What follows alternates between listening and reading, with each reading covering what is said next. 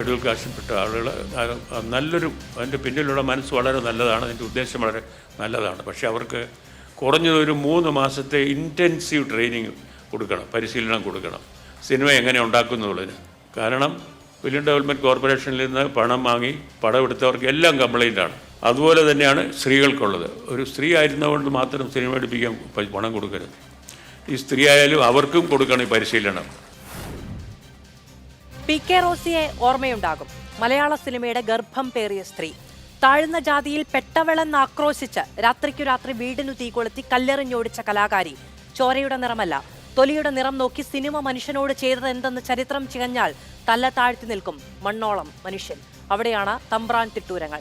മന്ത്രി പറഞ്ഞതുപോലെ minimum മനുഷ്യനാകണം. Super prime ടൈമിലേക്ക് എല്ലാ പ്രേക്ഷകർക്കും സ്വാഗതം. നമ്മളോടൊപ്പം അതിഥികൾ ശ്രീമതി മിനി IG, സംവിധായക, ശ്രീ സണ്ണി എം കബിക്കാട്, രാഷ്ട്രീയ നിരീക്ഷകൻ, ശ്രീ രാഹുൽ ഈശ്വർ, അഭിഭാഷകൻ, ശ്രീമതി ജോളി ചിറയത്ത്, അഭിനേത്രി. ശ്രീ സണ്ണി എം കബിക്കാട്, അങ്ങേക്ക് എന്നെ കേൾക്കാമോ? അങ്ങ് തൽക്കാലം ടെലിഫോൺ ലൈനിലാണ്. അല്പസമയത്തിനകം അദ്ദേഹം തത്സമയം നമ്മളോടൊപ്പം ചർച്ചയിൽ ചേരുകയും ചെയ്യും. ശ്രീ സണ്ണി എം കബിക്കാട്, ഈ മനസ്സ് നല്ലതാണ്, ഉദ്ദേശം നല്ലതാണ്, പക്ഷേ അവർക്ക് പരിശീലനം നൽകേണ്ടതുണ്ട്. അതുകൊണ്ട് തന്നെ ശ്രീ അടൂർ പറഞ്ഞത് നല്ല ഉദ്ദേശത്തോടു കൂടിയാണ് എന്നു ന്യായീകരിക്കുന്ന ഒരു പക്ഷത്തെയും ഇന്ന് അധികം കാണാൻ കഴിഞ്ഞു. ആ ഉദ്ദേശശുദ്ധിയെ അങ്ങ് എങ്ങനെയാണ് കാണുന്നത്? അത് ആ ഉദ്ദേശശുദ്ധി സംശയാസ്പദമാണെന്ന് പറയേണ്ടി വരും. അതിൻ്റെ ഒരു കാരണം, ഈ കേരളത്തിലെ ഫിലിം ഡെവലപ്മെന്റ് കോർപ്പറേഷൻ പട്ടികജാതി പട്ടികവർഗത്തിൽ നിന്നുള്ള സിനിമാ പ്രവർത്തകർക്കും സ്ത്രീകൾക്കിടയിൽ നിന്നുള്ള സിനിമാ പ്രവർത്തകർക്കും ഒരു ഫിനാൻഷ്യൽ സപ്പോർട്ടിംഗ് സിസ്റ്റം പ്രഖ്യാപിക്കുന്ന ഒരു പോളിസിയായി എടുക്കുന്നത് ചില യാഥാർത്ഥ്യങ്ങളെ കണ്ടുകൊണ്ടാണ്, മനസ്സിലാക്കിക്കൊണ്ടാണ്. അതായത് മലയാള സിനിമയ്ക്കകത്ത് സ്വതന്ത്രമായി ഇടപെടുന്ന ഒരു സംവിധായകരെന്ന നിലക്ക്, അല്ലെ സിനിമാ പ്രവർത്തകരെന്ന നിലക്ക് ഈ വിഭാഗങ്ങളിൽ നിന്നും ഉള്ള ആൾക്കാർ താരതമ്യേന കുറവോ ഇല്ലാത്തതോ ആണെന്നുള്ള വളരെ വ്യക്തമായ ബോധ്യത്തിന്റെ അടിസ്ഥാനത്തിലാണ് ഇവരെ പ്രത്യേകമായി പ്രോത്സാഹനം ചെയ്യേണ്ടതുണ്ട് എന്ന ധാരണയുടെ അടിസ്ഥാനത്തിലാണ് ഈ പോളിസി പ്രഖ്യാപിക്കുന്നത്. മാത്രമല്ല, ഈ പണം കൊടുക്കുന്നത് അടൂർ ഗോപാലകൃഷ്ണൻ എത്ര ഉദ്ദേശശുദ്ധിയോട് പറഞ്ഞാലും ഈ പണം ആരെങ്കിലും അപേക്ഷ കൊടുത്താൽ അവർക്ക് കൊടുക്കുന്നതല്ല. ഇതിനൊരു പ്രോസസ് ഉണ്ട്, അതിനൊരു പ്രൊസീജിയർ ഉണ്ട്. അതിൽ അവരവരുടെ തിരക്കഥ സമർപ്പിക്കുന്നു, അത് പരിശോധിക്കുന്നു, അതിനുശേഷം അവരെ വിളിക്കുന്നു, അവരുമായി വിദഗ്ധ സമിതി 2 വട്ടം അവരെ ഇന്റർവ്യൂ നടത്തുന്നു, അവരതിന് പ്രാപ്തമാണോ എന്ന് മനസ്സിലാക്കുന്നു. അതിനുശേഷം മാത്രമാണ് ഈ പണം കൊടുക്കുന്നത്. ഈ പണം സൗജന്യം ബുദ്ധി എന്തിനാണ് ശ്രീ സണ്ണി എം കബിക്കാട്? സൗജന്യമില്ല അതിനകത്ത്. ഞാൻ പറഞ്ഞ ഒരു സൗജന്യവുമില്ല. ഇത് ഇവർക്ക് പൈസ എടുത്ത് കൊടുക്കുന്നുമില്ല. യഥാർത്ഥത്തിൽ 1.5 കോടി എന്ന് പറഞ്ഞാൽ 1,10,00,000 രൂപയാണ് സിനിമയ്ക്ക് വേണ്ടി മാറ്റിവെക്കുന്നത്. അത് ഈ ഫിലിം ഡെവലപ്മെന്റ് കോർപ്പറേഷന്റെ എക്സിക്യൂട്ടീവുകൾ നേരിട്ടാണത് മുടക്കുന്നത്. അല്ലാതെ അവിടെ വരുന്ന ദളിതർക്കോ സ്ത്രീകൾക്കോ വെറുതെ 1 കോടി രൂപ എടുത്ത് കൊടുക്കുകയല്ല ചെയ്യുന്നത്. ഇത് മനുഷ്യനെ തെറ്റിദ്ധരിപ്പിക്കുന്ന വിധം ഈ കാര്യം പറയുന്നു എന്നുള്ളത് ഒന്നാമത്തെ ഒരു കാര്യം. അതുകൊണ്ട് സംശയാസ്പദമാണ്. രണ്ടാമതൊരു കാര്യം, ഇവർക്ക് പ്രത്യേകമായ ട്രെയിനിങ് കൊടുക്കണം എന്ന് ഇദ്ദേഹം വാശി പിടിക്കുന്നത് എന്താണെന്നുള്ളതാണ് രണ്ടാമത്തെ ഒരു കാര്യം. ഇവർ സിനിമ പഠിച്ചവരോ സിനിമ ചെയ്യാൻ പ്രാപ്തിയുള്ളവരോ ആണ് എന്ന കാര്യം എന്തുകൊണ്ടാണ് അടൂർ ഗോപാലകൃഷ്ണനെ പോലൊരാൾ അംഗീകരിക്കാതെ പോകുന്നത്? ഇദ്ദേഹം അംഗീകരിക്കണ്ടേ? നമ്മളൊരു കാര്യം അറിയണം, നാഷണൽ ഫിലിം ഡെവലപ്മെന്റ് കോർപ്പറേഷൻ എല്ലാ വർഷവും 7 or 8 സിനിമ ചെയ്യാനായിട്ട് സാമ്പത്തിക സഹായം കൊടുക്കുന്നുണ്ട്. ആ സാമ്പത്തിക സഹായം മേടിച്ച ആളാണ് അടൂർ ഗോപാലകൃഷ്ണൻ. അതിന്റെ കമ്മിറ്റികൾ ഉണ്ടായിരുന്ന ആളാണ് അടൂർ ഗോപാലകൃഷ്ണൻ. അന്നൊന്നും ഈ പരിശീലനത്തെ കുറിച്ച് അദ്ദേഹം പറഞ്ഞില്ലല്ലോ. അപ്പോ മാത്രവുമല്ല, ഈ പരിശീലനത്തിലുള്ളൊരു കാര്യം, പട്ടികജാതി പട്ടികവർക്കാർക്കും സ്ത്രീകൾക്കും പരിശീലനം വേണം. പിന്നെ ആർക്കാ പരിശീലനം വേണ്ടാത്തത്? സവർണ പുരുഷനെന്ന ഉത്തരം. ഇത് വളരെ വ്യക്തമായും സിനിമ ആഢ്യന്മാരുടെ ഒരു കലയാണെന്നും അത് പവിത്രമായൊരു മേഖലയാണെന്നുള്ള ഒരു മുൻ സങ്കല്പത്തിൽ നിന്നുകൊണ്ടാണ് തികച്ചും ആക്ഷേപകരമായ കാര്യങ്ങൾ ഇന്നും ഇന്നലെയുമായി ഇദ്ദേഹം പറഞ്ഞുകൊണ്ടിരിക്കുന്നത്. ഇദ്ദേഹം കേരളത്തിലെ ഒരു സാംസ്കാരിക നേതൃത്വമാണെന്നുള്ളത് മലയാളിയുടെ ഒരു ദുരന്തമാണെന്ന് നമ്മൾ തുറന്നു പറയേണ്ടി വരും. അതിന്റെ കാരണം അദ്ദേഹം ജാതി ജീവിതം ജീവിച്ച് ജീർണമായ ഒരു മനസ്സാണ് അദ്ദേഹത്തിനുള്ളതെന്ന് പറയാതിരിക്കാൻ നിവൃത്തിയില്ല. ശരി, അല്പസമയത്തിനകം തന്നെ അങ്ങ് തത്സമയം ഈ ചർച്ചയിൽ ചേരും എന്ന് ഞാൻ വിചാരിക്കുകയും ചെയ്യുന്നു. ശ്രീമതി മിനി ഐജി, ഈ ദളിത് വിരുദ്ധത എന്നതിനൊപ്പം തന്നെ അതിൽ നിഴലിച്ചു നിൽക്കുന്ന ഒന്നാണ് സ്ത്രീ വിരുദ്ധത എന്ന് പറയുന്നത്. ഇതിൽ സിനിമ വിപണിയുടേതാണ്, അതുകൊണ്ട് തന്നെയാണ് താരരാജാക്കന്മാരുണ്ടാകുന്നത്. പക്ഷേ ആ വിപണിക്ക് വിശ്വാസ്യത ഉണ്ടാകുന്നത് എപ്പോഴും പുരുഷന്മാരോടാണ്, അല്ലെങ്കിൽ ഉയർന്നത് എന്ന് സമൂഹം വിലയിരുത്തുന്നവരോടാണ്. മറ്റുള്ളവർ സർക്കാർ ഈ നൽകുന്ന അവകാശം എന്ന രീതിയിൽ സർക്കാർ നൽകുന്ന ഈ സഹായം സ്വീകരിച്ചിട്ട് ഇത് തെളിയിക്കേണ്ടതുണ്ട്. അവിടെയാണ് ഈ അവകാശം ഔദാര്യമാണ് എന്ന പ്രഖ്യാപനം ഉണ്ടാകുന്നത്. സിനിമ പഠിക്കാതെ, സിനിമയോട് അഭിനിവേശമില്ലാതെ, സിനിമയ്ക്ക് വേണ്ടി ജീവിതത്തിന് വലിയ സമയം നീട്ടിവെക്കാതെ ആരാണ് ഈ 1.5 കോടി ലാവിഷാക്കാൻ ഇറങ്ങിത്തിരിക്കുന്നത്? തീർച്ചയായിട്ടും ഗവൺമെൻറ്റിൻ്റെ ഏറ്റവും മികച്ച ഒരു പദ്ധതിയാണ് സ്ത്രീ സിനിമാ പ്രവർത്തകർക്കും SC/ST വിഭാഗക്കാർക്കുമുള്ള സിനിമാ പദ്ധതി എന്ന് പറയുന്നത്. അതുപോലെ തന്നെ പല പ്രശ്നങ്ങളും പഠിക്കുവാൻ വേണ്ടിയിട്ട് ഉണ്ടായിട്ടുള്ള ഒരു ഇനിഷ്യേറ്റീവാണ് കോൺക്ലേവ് എന്ന് പറയുന്നത്. അപ്പോൾ വളരെയധികം ഊർജത്തോടുകൂടി വളരെ ഗംഭീരമായിട്ട് അതിൻ്റെ ആസൂത്രണം നടത്തുകയും വകുപ്പ് മന്ത്രി സജി ചെറിയാൻ നിരന്തരം അദ്ദേഹത്തിൻ്റെ സജീവമായ ഇടപെടൽ ഞാൻ കണ്ടുകൊണ്ടിരിക്കുകയാണ്. അത്രയും ഗംഭീരമായി ചെയ്യുന്ന ഒരു കോൺക്ലേവിൽ ഇത്തരം ഒരു പരാമർശം നടത്തുക എന്ന് പറഞ്ഞാൽ അത് വളരെ ലാഘവത്തോടെ അനുഭവിക്കുന്ന ഒരു പ്രിവിലേജുകളുടെ പുറത്തു നിന്നുകൊണ്ട് വരുന്ന ഒരു കാര്യം തന്നെയാണ്. മാത്രമല്ല ഇദ്ദേഹം പറഞ്ഞ ഒരു ട്രെയിനിങ് കൊടുക്കേണ്ടത് സർക്കാരിൻ്റെ ഇന്ത്യയിൽ ആദ്യമായിട്ട് ഇടതുപക്ഷ സർക്കാർ ആവിഷ്കരിച്ച ഒരു പദ്ധതിയാണ്. അത് ട്രെയിനിങ് വേണ്ടത് ഇത് നടപ്പാക്കുന്ന ഏജൻസികൾക്കോ അല്ലെങ്കിൽ സ്ഥാപനങ്ങൾക്കോ ആണ്, അവർക്കാണ് വേണ്ടത്. മാത്രമല്ല ഈ തുകയൊന്നും ശ്രീ സണ്ണി പറഞ്ഞതുപോലെ നമുക്കല്ല തരുന്നത്, അത് ലൈൻ പ്രൊഡ്യൂസേഴ്സ് ഉണ്ട്. അപ്പോൾ KSFDC ആണ് ഇതെല്ലാം ചെയ്യുന്നത്. 110 ആണ് പ്രൊഡക്ഷനും, 40 നമുക്ക് മാർക്കറ്റിങ്ങിനുമാണ്. അപ്പോൾ അത് ഈ വന്നിട്ടുള്ള സിനിമകളൊക്കെയും ഡിവോഴ്സ്, നിഷിദ്ധോ, B32 അല്ലെങ്കിൽ ഇപ്പോൾ അരിക്, ചുരുൾ എല്ലാം വളരെ ശ്രദ്ധ എന്ന് പറഞ്ഞാൽ ഇപ്പോൾ സ്പേസിലാണുള്ളത്. അപ്പോൾ അതിൻ്റെ ബാലാരിഷ്ടതകളൊക്കെ മറികടക്കണം. നമ്മളത് കോൺക്ലേവിൽ ചർച്ചയുണ്ടായി. ഞാൻ വളരെ പോസിറ്റീവായിട്ട് തന്നെയാണ് ഗവൺമെൻറ്റിനെ ഇനിഷ്യേറ്റീവിനെ ഞാൻ കാണുന്നത്. അത്രയും വളരെ ഗംഭീരമായിട്ട് വളരെ വിശാലമായിട്ട് നമുക്ക് പറയാൻ അവസരങ്ങൾ കിട്ടുകയും നമ്മുടെ ആശയങ്ങൾ അവതരിപ്പിക്കുകയും ഒക്കെ ചെയ്തു. അപ്പോൾ അവിടെ വന്നിട്ട് ഇത് ഒരു ഔദാര്യമാണ് എന്ന് പറയുക എന്ന് പറയുന്നത്, ഇപ്പോൾ അതിനുശേഷം അദ്ദേഹം പ്രതികരിച്ചത് ഷീ എന്നാണ്. അതായത് അദ്ദേഹം മതിലുകൾ സംവിധാനം ചെയ്തു, മതിലുകൾ കേരളം തകർക്കുന്നു എന്ന് എഴുതിയത് ശ്രീമതി പുഷ്പാവതിയാണ്. ശ്രീമതി പുഷ്പാവതി സംഗീത നാടക അക്കാദമിയുടെ വൈസ് ചെയർപേഴ്സണാണ്. നീണ്ട കാലത്തെ സീനിയറാണ്, ഒരു ആർട്ടിസ്റ്റാണ്, കമ്പോസറാണ്. പുതിയ ന്യൂ ജനറേഷന് പൊയ്കയിൽ അപ്പച്ചൻ ആരാണെന്ന് ഒക്കെ പറഞ്ഞു കൊടുത്തിട്ടുള്ള ഒരു എഴുത്തുകാരിയാണ്, കമ്പോസറാണ്, ലിറിസിസ്റ്റാണ്. അപ്പോൾ അങ്ങനെയുള്ള ഒരാൾ പറയുന്നത് അവരാരാണ്, എല്ലാവരും എന്നെ അറിഞ്ഞുകൊള്ളണം, എനിക്കാരെയും അറിയേണ്ട ആവശ്യമില്ല, അപ്ഡേറ്റ് ആവുക എന്ന് പറയുന്നത് അത് ആർക്കും ഏത് പ്രായത്തിലും ചെയ്യാവുന്നതാണ്. സ്കോർസെസെ ഇപ്പോഴും വർക്കുകൾ ചെയ്തുകൊണ്ടിരിക്കുന്ന ആളാണ്. അപ്പോൾ ഇതെന്ന് പറയുന്നത് നമുക്ക് കിട്ടിയിട്ടുള്ള പ്രിവിലേജസിൻ്റെ പുറത്ത് നമുക്ക് പറയുക എന്ന് പറയുന്നത്. അപ്പോൾ കൃത്യമായിട്ടുള്ളൊരു കാര്യമാണ്. ജാതിബോധം എന്ന് പറയുന്നത് വളരെ റൂട്ടഡാണ് മനുഷ്യരിൽ. മറ്റു മനുഷ്യർ അല്ലെങ്കിൽ ഈ അണ്ടർ പ്രിവിലേജ്ഡ് ആയിട്ടുള്ള സെക്ഷൻസ് അത് മുന്നോട്ട് വരിക എന്ന് പറഞ്ഞാൽ ഇതിലൊക്കെയും പൊതുസമൂഹത്തിൻ്റെ ഒരു ബോധ്യം കിടപ്പുണ്ട്. ഞങ്ങളൊക്കെ ഇവിടെ സംവിധാനം ചെയ്യാൻ ഉള്ളപ്പോൾ, ഞങ്ങളൊക്കെ ഇത്രയും കഷ്ടപ്പാടിൽ നിന്ന് ചെയ്തപ്പോൾ ഇവർക്ക് എന്താണ്, ഇവരുടെ ക്വാളിഫിക്കേഷൻ എന്താണെന്ന് ഞാൻ തുറന്നു പറയട്ടെ. ഞാൻ നാഷണൽ സ്കൂൾ ഓഫ് ഡ്രാമയിൽ നിന്ന് പാസ് ഔട്ടാണ്. സെൻട്രൽ യൂണിവേഴ്സിറ്റി ഓഫ് ലണ്ടനിൽ നിന്ന് ഞാൻ പാസ് ഔട്ടാണ്. ഞാൻ 25 വർഷത്തോളമായിട്ട് നാടകങ്ങൾ ചെയ്യുന്നു. മാർക്കേസിൻ്റെ ഒരു കഥ, ഞാനിത് എന്നെ പറ്റിയിട്ട് പറയാനല്ല, കാരണം എന്ന് വെച്ചാൽ നമുക്ക് വേറൊരു അവസരമില്ല, ഒരു വേദി കിട്ടിയത് കൊണ്ട് ഞാൻ പറയുകയാണ്. 25 വർഷമായിട്ട് നാടകം ചെയ്യുകയും ഡോക്യുമെൻ്ററീസ് ചെയ്യുകയും ഷോർട്ട് ഫിലിംസ് ചെയ്യുകയും ചെയ്തിട്ട് ലാൽ ജോസ് സാറിനെ അസിസ്റ്റ് ചെയ്തു. പിന്നെ ഞാൻ വേറെ പി ബാലചന്ദ്രൻ സാറിനെ അസിസ്റ്റ് ചെയ്തു. ഒരു സ്പാനിഷ് ഡയറക്ടറെ അസിസ്റ്റ് ചെയ്തു. അതിനുശേഷമാണ് ഞാൻ വരുന്നത്. ഞാൻ നിരവധി പ്രൊഡ്യൂസേഴ്സിനെ അപ്രോച്ച് ചെയ്യുന്നു, ആക്ടേഴ്സിനെ അപ്രോച്ച് ചെയ്യുന്നു. ഈ പ്രോസസ്സൊക്കെ ഇദ്ദേഹത്തിനും അറിയാവുന്നതാണ്. ഇദ്ദേഹം പറയുന്നത് വലിയ താരങ്ങളെ വെച്ചിട്ട് സിനിമ ചെയ്യുന്നത് എന്തിനാണെന്ന്. വലിയ താരങ്ങളെ വെച്ചിട്ട് അദ്ദേഹം എന്തിനാണ് സിനിമ ചെയ്തത്? മറിച്ച് പറയേണ്ടത് നമുക്കൊക്കെയും ഈ ലാർജ് സ്കെയിലിൽ സിനിമ ചെയ്യാനുള്ള കഴിവുണ്ട്. അദ്ദേഹം പറയട്ടെ, സർക്കാർ ഇടപെട്ടാൽ മമ്മൂട്ടിയും മോഹൻലാലും, എനിക്ക് വലിയ ആഗ്രഹമുണ്ട് ശ്രീ മമ്മൂട്ടിയെ വെച്ചിട്ട് സിനിമ ചെയ്യണം എന്ന്, മോഹൻലാലിനെ വെച്ച് സിനിമ ചെയ്യണം എന്നൊക്കെ ആഗ്രഹമുണ്ട്. അത്തരം പദ്ധതികളൊക്കെ വിഭാവനം ചെയ്യട്ടെ, വരട്ടെ. മെയിൻ സ്ട്രീമിലേക്ക് സ്ത്രീകളും മാറ്റി നിർത്തപ്പെട്ടവരും വരട്ടെ. ഈ സിനിമകൾ കണ്ടിട്ട് അഭിപ്രായം പറയൂ.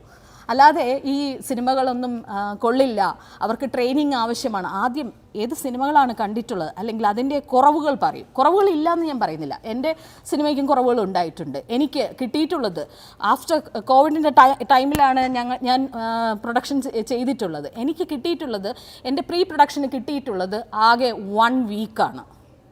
ആ സമയം, ആ 24 ഡേയ്സ് കൊണ്ട് എൻ്റെ ടീം എനിക്ക് ഒപ്പം നിന്ന് ആ സിനിമ പൂർത്തീകരിച്ചു. അപ്പോൾ ഞാൻ പറയുന്നത് എന്താണെന്ന് വെച്ച് കഴിഞ്ഞാൽ, ഗവൺമെൻറ്റിൻ്റെ മികച്ച പദ്ധതിയാണ്.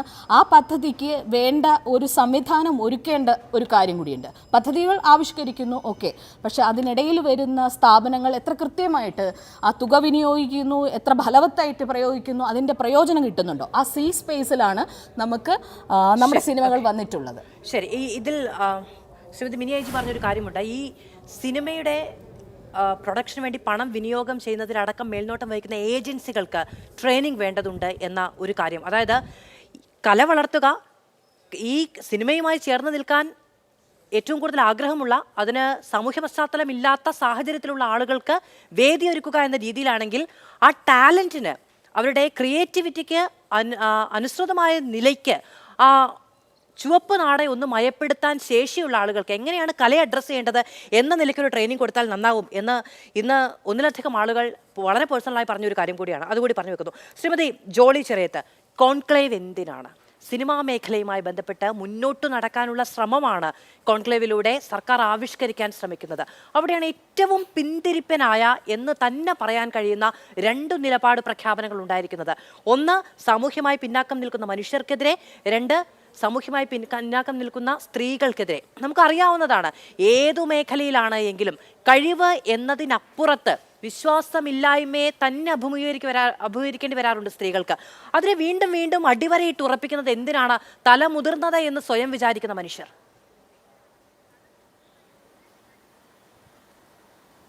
തീർച്ചയായിട്ടും എനിക്ക് ഇങ്ങനൊരു ഈവൻ്റ്, പ്രത്യേകിച്ചും നമ്മളുടെ കേരള ഫിലിം പോളിസി രൂപീകരിക്കേണ്ട ചർച്ചകൾ നടക്കുന്ന ഒരു വേദിയിൽ, അതായത് ഞങ്ങൾ WCC ഒരുപാട് ഞങ്ങളുടെ ഈ ജേണിയിൽ ഒരുപാട് കോർണർ ചെയ്യപ്പെട്ട, ഈവൻ സ്ലട്ട് ഷെയ്മിങ്ങിന് പോലും വിധേയരാകുന്ന വിധത്തിലേക്ക് ഞങ്ങൾ കോർണർ ചെയ്യപ്പെട്ട ഒരു സാഹചര്യത്തിൽ നിന്ന് ഞങ്ങളുടെ എഫേർട്ടെല്ലാം ഒരു കോൺക്ലേവിലേക്ക് എത്തിക്കുന്ന ഒരു ഘട്ടത്തിൽ എനിക്ക് തോന്നുന്നത് വ്യക്തിപരമായിട്ട് ഞങ്ങൾ ഇൻക്ലൂഷനെ കുറിച്ചാണ് സംസാരിച്ചുകൊണ്ടിരിക്കുന്നത് എപ്പോഴും. അതല്ലാതെ കേവലം സ്ത്രീകളുടെ മേലുണ്ടാകുന്ന ഏതെങ്കിലും തരത്തിലുള്ള ഒരു അബ്യൂസീവ് ആക്ടിനെ അല്ല നമ്മൾ പറയുന്നത്. മൊത്തത്തിൽ എങ്ങനെയാണ് ഒരു ഇൻക്ലൂഷൻ നമ്മൾ സിനിമയിലേക്ക് കൊണ്ടുവരേണ്ടത് എന്നതിനെക്കുറിച്ച് കൂടി പറഞ്ഞുകൊണ്ടിരിക്കുന്ന ഒരു സ്പേസിനകത്ത് ഇത്തരത്തിലുള്ള സ്റ്റേറ്റ്മെൻറ്റുകൾ ഉണ്ടാകുമ്പോൾ ഞങ്ങൾ എന്താണോ പറയാൻ ശ്രമിക്കുന്നത് അതിന് കൂടുതലൊന്നും എക്സ്പ്ലനേഷൻ ആവശ്യമില്ലാതെ ഈ മനുഷ്യരൊക്കെ എക്സ്പോസ്ഡ് ആവുന്ന ഒരു സാഹചര്യം കൂടിയാണ് സംഭവിച്ചുകൊണ്ടിരിക്കുന്നത്. അതിൽ സത്യത്തിൽ വേദനയാണോ സന്തോഷമാണോ എന്ന് ചോദിച്ചാൽ എനിക്ക് അതിൽ പ്രത്യേകിച്ച് ഒന്നുമില്ല. പക്ഷേ ഞങ്ങൾ എന്താണ് ഇവിടെ പറയാൻ ശ്രമിച്ചത് അത് ഇവിടെ സംഭവിക്കുന്നു എന്നുള്ളതാണ് അതിൻ്റെ ഒരു വലിയൊരു കാര്യം. വേറൊന്ന്, ഈ നമുക്കൊരു മെൻറ്ററിങ് വേണ്ട എന്നുള്ളതല്ല. എല്ലാവർക്കും തീർച്ചയായിട്ടും നമ്മൾ പഠിച്ചിറങ്ങിയതാണെങ്കിലും നമ്മൾ ഒരു ജോലിയിലേക്ക് കയറുമ്പോൾ അതിന് മെൻറ്ററിങ് തീർച്ചയായിട്ടും ആവശ്യമുണ്ട്. വളരെ ശരിയാണ്. സർക്കാർ പണം മുടക്കുന്നുണ്ടെങ്കിൽ എന്നാണ് പറഞ്ഞിരുന്നത് എങ്കിൽ ഈ പറയുന്നത് പോലെ മലയാള സിനിമയുടെ ഇവിടെ നമ്മള് 200ഓളം സിനിമകൾ ഒരു കൊല്ലം ഇറങ്ങുന്നുണ്ട്. എക്സ്ക്യൂസ് മീ, അതാണ് ഞാൻ പറഞ്ഞത്. ഇപ്പം സർക്കാർ നൽകുന്ന സിനിമയിൽ എല്ലാവർക്കും പരിശീലനം നൽകണമെന്നാണെങ്കിൽ അത് സ്വദേശപരം എന്ന നിലയ്ക്ക് അത് കാണാം, അത് നമുക്ക് മനസ്സിലാവും. പക്ഷേ ഈ പാട്രണൈസിങ് ടോണാണ്. അതായത് നമ്മൾ വിഭവാധികാരത്തിൽ ഇല്ലാതിരുന്ന മനുഷ്യർ അവർക്ക് ഒരു പൊട്ടൻഷ്യൽ ഉണ്ടെന്നും കാലം മാറിയെന്നും അവരിൽ നിന്ന് അത് നമ്മൾ ഇന്ത്യൻ സിനിമ തന്നെ ഒരു ശ്രദ്ധിക്കുന്നില്ല എന്നുള്ളതാണ്. മലയാളത്തിൻ്റെ ഒരു ഗതി വെച്ചിട്ട് അത് ഉണ്ടാവുന്നില്ലെങ്കിൽ മലയാളം ഇതുവരെ കൊണ്ടുപോകുന്ന ഇൻക്ലൂസിവിറ്റിയെക്കുറിച്ച് അല്ലെങ്കിൽ അവരുടെ ജാതീയമായ വംശീയമായ അവരുടെ ബോധത്തെ അട്ടിമറിച്ചിട്ടുണ്ട് എന്ന് അവർ സ്വയം കരുതുന്നുണ്ടെങ്കിൽ മലയാള സിനിമയിൽ അത് സംഭവിക്കുന്നുണ്ട് ഇല്ലെങ്കിൽ അത് എന്തുകൊണ്ടാണെന്നും നമ്മൾ പരിശോധിക്കേണ്ടിയിരിക്കുന്നു. മറിച്ച് ഇന്ത്യൻ സിനിമയിൽ ഒരുപാട് തരത്തിലുള്ള മുന്നേറ്റങ്ങൾ, പ്രത്യേകിച്ചും നമ്മൾ തമിഴ് സിനിമകളൊക്കെ എടുത്തു നോക്കിയാൽ കാണാമല്ലേ, പാരഞ്ജിത്തിനെ പോലുള്ള ഒരു ഡയറക്ടർ, അയാൾ മെൻറ്റർ ചെയ്തുകൊണ്ട് കൊണ്ടുവരുന്ന പുതിയ പുതിയ എത്രയോ സംവിധായകരുണ്ട്. ഇങ്ങനെ ഒരു സ്പേസ് നമുക്കിവിടെ ഉണ്ടാവുന്നില്ലെന്ന് മാത്രമല്ല, അപ്പം നമ്മൾ മനസ്സിലാക്കേണ്ടത് സാമൂഹികമായ അധികാരങ്ങളും വിഭവങ്ങളും ഇല്ലാത്ത മനുഷ്യർക്ക് മുന്നോട്ട് വരാനാണ് പല ഗ്രാൻറ്റുകളും. അപ്പോൾ അതിനെ നിങ്ങൾ പാട്രണൈസ് ചെയ്യുകയും അത് അവർ അർഹിക്കുന്നില്ല, അത് അവർക്ക് അർഹതപ്പെടുന്നതാണെങ്കിൽ അതിനെ നിങ്ങൾ ഇന്ന മാതിരി ചെയ്യണം. ഇതെന്തുകൊണ്ടാണ് ഒരു 200ഓളം സിനിമകൾ വരെ നിർമ്മിക്കുന്ന കേരളത്തിൽ മലയാളത്തിലെ സിനിമകളുണ്ടാകുമ്പോൾ പുതുമുഖ സംവിധായകരായി വരുന്ന മറ്റു മനുഷ്യരോട്, പുരുഷന്മാരോട് ഇതേപോലെ വർത്തമാനം നിങ്ങൾ പറയുകയായിരുന്നെങ്കിൽ വളരെ മോശപ്പെട്ട സിനിമയും ഇന്നത്തെ സാമ്പത്തികമായിട്ടുള്ള മലയാള സിനിമയ്ക്കുണ്ടായ ക്രൈസിസ് തന്നെ ഒഴിവാക്കാമായിരുന്നു. ഇങ്ങനെ ഒരു മുന്നറിയിപ്പ് ഇത്തരം സിനിമകൾ ചെയ്യാൻ വരുന്ന, ആദ്യമായിട്ടോ അല്ലെങ്കിൽ രണ്ടാമതോ മൂന്നാമതോ ചെയ്തുകൊണ്ടിരിക്കുന്ന പുരുഷ സംവിധായകരോട് അവർ പറയാൻ തയ്യാറാവുമായിരുന്നെങ്കിൽ മലയാള സിനിമ കുറേയും കൂടി മെച്ചപ്പെട്ടേനെ. ഇപ്പം മോശം എന്നുള്ള അർത്ഥത്തിലല്ല, കുറേയും കൂടിയും മെച്ചപ്പെട്ടേനെ. കാരണം നമുക്ക് ഒരു ബോധ്യമുണ്ട്, നമ്മളെന്തോ വേൾഡ് സിനിമ ലെവലിൽ പോയവരാണെന്നുള്ളത് സത്യമാണ്. ഒരു കാലത്ത് ആ രീതിയിലെല്ലാം പോയതാണ്. പക്ഷേ ഇത്തരം ചലനങ്ങളെ മനസ്സിലാക്കാതെ, പ്രത്യേകിച്ചും സ്ത്രീകളും അതേസമയം തന്നെ SC/ST വിഭാഗത്തിൽ വരുന്ന മനുഷ്യർക്കും മുന്നോട്ട് വരാനുള്ള ഈ പദ്ധതികൾ ഉണ്ടാകുമ്പോൾ അതിനെ പാട്രണൈസിങ് ചെയ്യുന്ന ഒരു ടോണ്, അതിനെ നിരുത്സാഹപ്പെടുത്തുന്ന ഒരു ടോണ്, അത് ഒട്ടും അഭികാമ്യമല്ല. മാത്രമല്ല നമ്മളുടെ ഉള്ളിലിരിപ്പ് തന്നെ പുറത്തു ചാടണം. എത്രമാത്രം വംശീയമായിട്ടാണ്, എത്രമാത്രം സ്ത്രീവിരുദ്ധമായിട്ടാണ്. പക്ഷേ സ്ത്രീവിരുദ്ധമാണ് നമ്മുടെ സിനിമകൾ എന്നതും കൂടെ നമ്മൾ സമ്മതിക്കാതെ വയ്യ. അത്രയും പുരുഷ കേന്ദ്രീകൃതമായ ഒരു ലോകത്ത് ഇരുന്നു കൊണ്ട് സിനിമകൾ പടച്ചു വിടുമ്പോൾ ഇത് വളരെ സ്വാഭാവികമായ രീതിയിൽ പറഞ്ഞു പോകുന്നതാണ് അവർ പോലും മനസ്സിലാക്കുന്നില്ല. അപ്പോൾ നമ്മൾ വേൾഡ് ക്ലാസ് സിനിമ എടുത്തു എന്നുള്ളതും ലോകം മുഴുവൻ സഞ്ചരിച്ചു എന്നുള്ളതും നമ്മളെ ബോധത്തിനെ അട്ടിമറിക്കാനുള്ള ഒരു ടൂളല്ല. അത് നമ്മൾ സ്വയം പണിയെടുത്തുണ്ടാക്കേണ്ടതാണ്. അത് ഗിവ് ആൻഡ് ടേക്കിലൂടെയും ലോകത്തെ സമീപിക്കുന്ന രീതിയിലെല്ലാം മാറ്റം വരുത്തിക്കൊണ്ട് ഉണ്ടാക്കേണ്ടതാണെന്നും കൂടെ നമുക്കൊരു ബോധ്യം വരികയാണ് ഇത്രയും മുതിർന്ന മനുഷ്യർ. പക്ഷെ ഞാൻ അദ്ദേഹത്തിൻ്റെ ഒരു ഉദ്ദേശശുദ്ധിയെ ഞാൻ കുറച്ച് കാണില്ല. അദ്ദേഹം പറഞ്ഞ മെൻറ്ററിങ് എന്ന് പറഞ്ഞ കാര്യം എല്ലാവർക്കും ആവശ്യമുള്ളതാണ്. മറിച്ച് KSFDC പോലെയുള്ള ഒരു ഗവൺമെൻറ് ബോഡിയാണ് ഈ പണമെല്ലാം കൈകാര്യം ചെയ്യുന്നത്. അതല്ലാതെ ഇവർക്ക് അഴിമതി നടത്താൻ, അതെല്ലാം എത്രമാത്രം വിരുദ്ധമായ, മനുഷ്യത്വ വിരുദ്ധമായ ഒരു കമൻ്റാണ്. ഇതെല്ലാം അഴിമതിയിലേക്ക്, ഇവിടെ വേറെ ഒരിടത്തിലും അഴിമതിയില്ലല്ലോ. ആകെ അഴിമതി സംഭവിക്കുന്നത് ഈ 1.5 കോടി രൂപയിലോ അത് 50 ലക്ഷം. മാത്രമല്ല ആരാണ് തീരുമാനിക്കേണ്ടത്? ഞാൻ ഡിസൈൻ ചെയ്യുന്ന ഒരു സിനിമ 1.5 കോടിയിലാണോ 5 കോടിയിലാണോ എന്നുള്ളത് എൻ്റെ ഡിസൈനിങ്ങിൽ വരുന്ന കാര്യമല്ലേ. അതിലെല്ലാം ഇങ്ങനെ ചെറിയ സിനിമകൾ ഉണ്ടാവുന്നുണ്ടല്ലോ. 2 ലക്ഷം മുതൽ 10 ലക്ഷം വരെയുള്ള എത്രയോ സ്വതന്ത്ര സിനിമകൾ ഉണ്ടാവുന്നുണ്ട്. അതിനെ ഷോക്കേസ് ചെയ്യാനുള്ള മറ്റു ഉപാധികൾ എന്താണ്, അല്ലെങ്കിൽ അതിനെ പ്രൊമോട്ട് ചെയ്യാനുള്ള മറ്റു ആവശ്യങ്ങൾ എന്താണ്, ഇതിലേക്കൊക്കെയാണ് ഫോക്കസ് ചെയ്യേണ്ടത്. തീർച്ചയായിട്ടും അത്തരം ചർച്ചകൾ ആ കോൺക്ലേവിൽ ഉണ്ടാവുകയും ചെയ്തു. അപ്പോൾ അതിനെല്ലാം ഈ കോൺക്ലേവിൽ ഉയർത്തിരിഞ്ഞു വന്ന് ഒത്തിരി വിഷയങ്ങളെ തന്നെ താമസ്കരിക്കുന്ന വിധത്തിൽ ഇന്ന് ഹൈപ്പ് കെട്ടി നിൽക്കുന്നത് ഇത്ര റിഗ്രസീവായ ഒരു സ്റ്റേറ്റ്മെന്റിനാണെന്നുള്ളത് ഒരു വേദനിപ്പിക്കുന്ന കാര്യമാണ്. ശരി, തീർച്ചയായും മുന്നോട്ട് പോകാനുള്ള ചുവടുവെപ്പുകൾ നടത്തുന്നതിനിടയിലാണ് ഇങ്ങനെ ഒരു കമന്റ് ഉണ്ടാവുകയും സ്വാഭാവികമായ ഒരു സമൂഹം എന്ന നിലയ്ക്ക് നമുക്ക് അതിനോടുള്ള ചെറുത്തുനിൽപ്പ് കാണിക്കാതിരിക്കാനും പറയാതെ പോകാനും കഴിയാത്ത സാഹചര്യത്തിലാണ് കോൺക്ലേവിൽ ഏറ്റവും സജീവ വിഷയമായി ഇത് തന്നെ ചർച്ച ചെയ്യപ്പെടുകയും ചെയ്യുന്നത്. ലോകമറിയേണ്ട കലാഭിരുചിയുള്ള മനുഷ്യർക്ക് സാമൂഹ്യ ചുറ്റുപാടുകൾ തടസ്സമാകുന്നുണ്ടെങ്കിൽ അതിനെ മെച്ചപ്പെടുത്താൻ വേണ്ടിയിട്ടാണ് സർക്കാർ സഹായം എന്ന് പറയുന്നത്. അതല്ലാതെയും ഈ പറയുന്ന വിപണികൾ അടക്കി ഭരിക്കുന്ന മുഴുവൻ സന്നാഹങ്ങളുമുള്ള സിനിമയ്ക്ക് വേണ്ടിയും സർക്കാർ കൊല്ലങ്ങളിൽ അവാർഡ് മറ്റ് പലതുമായും കോടികൾ ചെലവഴിക്കുന്നുണ്ട്. അവിടെ ഒന്നുമില്ലാത്ത വേദന ഈ പറയുന്ന 1.5 കോടിയിൽ മാത്രം നിൽക്കുന്നത് എങ്ങനെയാണ് എന്നൊരു ചോദ്യം കൂടി ഉയർത്തിവെക്കുന്നുണ്ട് ശ്രീമതി ജോളി ചെറിയത്ത്. ഞാൻ വരാം. ശ്രീ രാഹുൽ ഈശ്വർ, എന്നെ കേൾക്കാമോ? കേൾക്കാം പ്ലീസ്. ശ്രീ രാഹുൽ ഈശ്വർ, എന്തുകൊണ്ടായിരിക്കാം കോൺക്ലേവിൽ വെച്ച് അടൂർ ഗോപാലകൃഷ്ണൻ അങ്ങനെ ഒരു പരാമർശം നടത്തേണ്ടി വന്നത്? കാരണം അദ്ദേഹത്തിന് ഈ സമൂഹവും സിനിമാ വ്യവസായവും ഒക്കെ നൽകുന്ന ഏറ്റവും ഉയർന്ന അദ്ദേഹത്തോടുള്ള കാഴ്ചപ്പാടിൻ്റെ പേരിലാണ് അദ്ദേഹത്തെ ആ ഒരു വേദിയിലേക്ക് ബഹുമാനപൂർവ്വം സ്നേഹപൂർവ്വം ക്ഷണിച്ചു വരുത്തുന്നത്. അവിടെ മനുഷ്യനെ അങ്ങനെ തരം തിരിച്ച് കാണേണ്ടുന്ന ആവശ്യമുണ്ടോ? ഈ ഉപയോഗിക്കുന്ന വാർത്തകൾ അല്ലെങ്കിൽ വാക്കുകൾ എന്ന് പറയുന്നതിനെ കുറിച്ച് നല്ല ബോധ്യമുള്ള മനുഷ്യനാണല്ലോ അദ്ദേഹം. അതോ പുതിയ കാലത്തിന്റെ രാഷ്ട്രീയവും ചെറുത്തുനിൽപ്പും അഭിമാനബോധവും ഇത്രയും കാലമായിട്ടും അദ്ദേഹത്തിന് മനസ്സിലാക്കാൻ കഴിയാതെ പോകുന്നതാണോ? ശ്രീമതി മധു, നേരത്തെ ജോളി ചെറിയത്ത് മാഡം പറഞ്ഞതുപോലെ ഓരോ വർഷവും 200 സിനിമകളോളം മലയാളത്തിൽ വരുന്നുണ്ട്. കഴിഞ്ഞ വർഷം 24 സിനിമകളാണ് സക്സസ്ഫുൾ ആയത്. ഈ 200 സിനിമയ്ക്കും മെൻറ്റർ ചെയ്യുന്നത് നല്ലതാണ്. പക്ഷേ ആ 200 സിനിമകൾ സർക്കാരിന്റെ കാശിലോ ടാക്സ് പേയേഴ്സിന്റെ കാശിലോ അല്ല എടുക്കുന്നത്. ഇവിടെ യഥാർത്ഥത്തിൽ പ്രശ്നം എന്താണ്? സർക്കാർ സംവിധാനങ്ങൾ ഗ്രാൻഡായി നൽകുന്ന ഈ ക്യാഷ് വെച്ചാണ് ഇത് എടുക്കുന്നത്. നാളെ എമ്പുരാൻ പോലെ എൻ്റെ സിനിമ, എനിക്ക് എമ്പുരാൻ പോലൊരു സിനിമ എടുക്കണമെന്നാണ് ആഗ്രഹം. നാളെ ഏതെങ്കിലും ഈ ഗ്രാൻഡ് കിട്ടുന്ന വിഭാഗത്തിൽപ്പെട്ട ഒരു വ്യക്തി എന്ന് എനിക്ക് 100 കോടി തരണമെന്ന് പറഞ്ഞാൽ നമ്മുടെ സർക്കാരിന് എടുത്തു കൊടുക്കാൻ കഴിയുമോ? പറ്റില്ലല്ലോ. അപ്പോൾ അക്കൗണ്ടബിലിറ്റി വളരെ ഇമ്പോർട്ടൻ്റ് ഒരു ഫാക്ടറാണ്. നമ്മുടെ രാജ്യം ഇൻക്ലൂസീവ്നെസിന്റെ പേരിൽ അല്ലെങ്കിൽ ഇൻക്ലൂസീവ്നെസ്സിന് വേണ്ടിയൊക്കെയാണ് ഇത് ചെയ്യുന്നത്. അത് വളരെ നല്ലതുമാണ്. പിന്നോക്ക ജനവിഭാഗങ്ങൾ, പാർശ്വവൽക്കരിക്കപ്പെട്ടവർ, സ്ത്രീ പ്രാതിനിധ്യം, ഇത്തരം കാര്യങ്ങൾ വളരെ നല്ലതുമാണ്. പക്ഷേ നമ്മളിവിടെ അടൂർ സാറിനെ അപകീർത്തിപ്പെടുത്തുമ്പോൾ, അദ്ദേഹവും ഞാനുമായിട്ട് കടകവിരുദ്ധമായ രാഷ്ട്രീയമുള്ള വ്യക്തിയാണ്. ഞാൻ വലതുപക്ഷ ആക്ടിവിസ്റ്റാണ്. അദ്ദേഹം കുറെയെങ്കിലും ഒരു സെന്റർ ലെഫ്റ്റ് നിൽക്കുന്നതോ അല്ലെങ്കിൽ പുരോഗമന സ്വഭാവം അല്ലെങ്കിൽ ലെഫ്റ്റ് ലിബറൽ എന്നൊക്കെ പറയുന്ന പലപ്പോഴും വലതുപക്ഷക്കാരുടെ ആക്രമണം നേരിടുന്ന വ്യക്തി കൂടിയാണ്. പക്ഷേ അടൂർ സാറിനെ പോലെ രാജ്യം പത്മവിഭൂഷണം നൽകി ആദരിച്ച, പത്മശ്രീയും ദാദാസാഹിബ് ഫാൽക്കെ അവാർഡും ഒക്കെ കിട്ടിയ 84 വയസ്സുള്ള മലയാള സിനിമയും ഇന്ത്യ സിനിമയും ലോക ഭൂപടത്തിൽ അടയാളപ്പെടുത്തിയ ഒരു വ്യക്തിക്ക് കാസ്റ്റിംഗ് അസ്പേർഷൻസ്, അദ്ദേഹത്തിന് മറ്റു ദുരുദ്ദേശങ്ങൾ കൊണ്ടാണ് പറയുന്നത് എന്ന് നമ്മൾ വ്യംഗ്യാർത്ഥത്തിലൂടെ പറഞ്ഞാൽ അത് ശരിയാണോ? നമ്മളൊന്ന് ആലോചിച്ച് നോക്കണം. അടൂർ സാറിനെ പോലെ ഇതിഹാസ തുല്യനായ ഒരു വ്യക്തിയെക്കുറിച്ച് ഇപ്പം മാത്രമല്ല, മുമ്പ് KR നാരായൺ ഇൻസ്റ്റിറ്റ്യൂട്ടിന്റെ പേരിലാണെങ്കിലും പലപ്പോഴും അദ്ദേഹം പഴി കേൾക്കേണ്ടി വരുന്നത് നമ്മൾ നമ്മുടേതായ പൊളിറ്റിക്കൽ ആംഗിളുകൾ അദ്ദേഹത്തിന് പറയുന്നതല്ലേ. ഇവിടെ യഥാർത്ഥത്തിൽ നമ്മുടെ പൊളിറ്റിക്കൽ ആംഗിൾ എന്നുള്ളത് മാത്രമാണോ ശ്രീ രാഹുൽ ഈശ്വർ അവിടുത്തെ പ്രശ്നം? അദ്ദേഹത്തിന്റെ പൊളിറ്റിക്കൽ ആംഗിൾ എന്താണ്?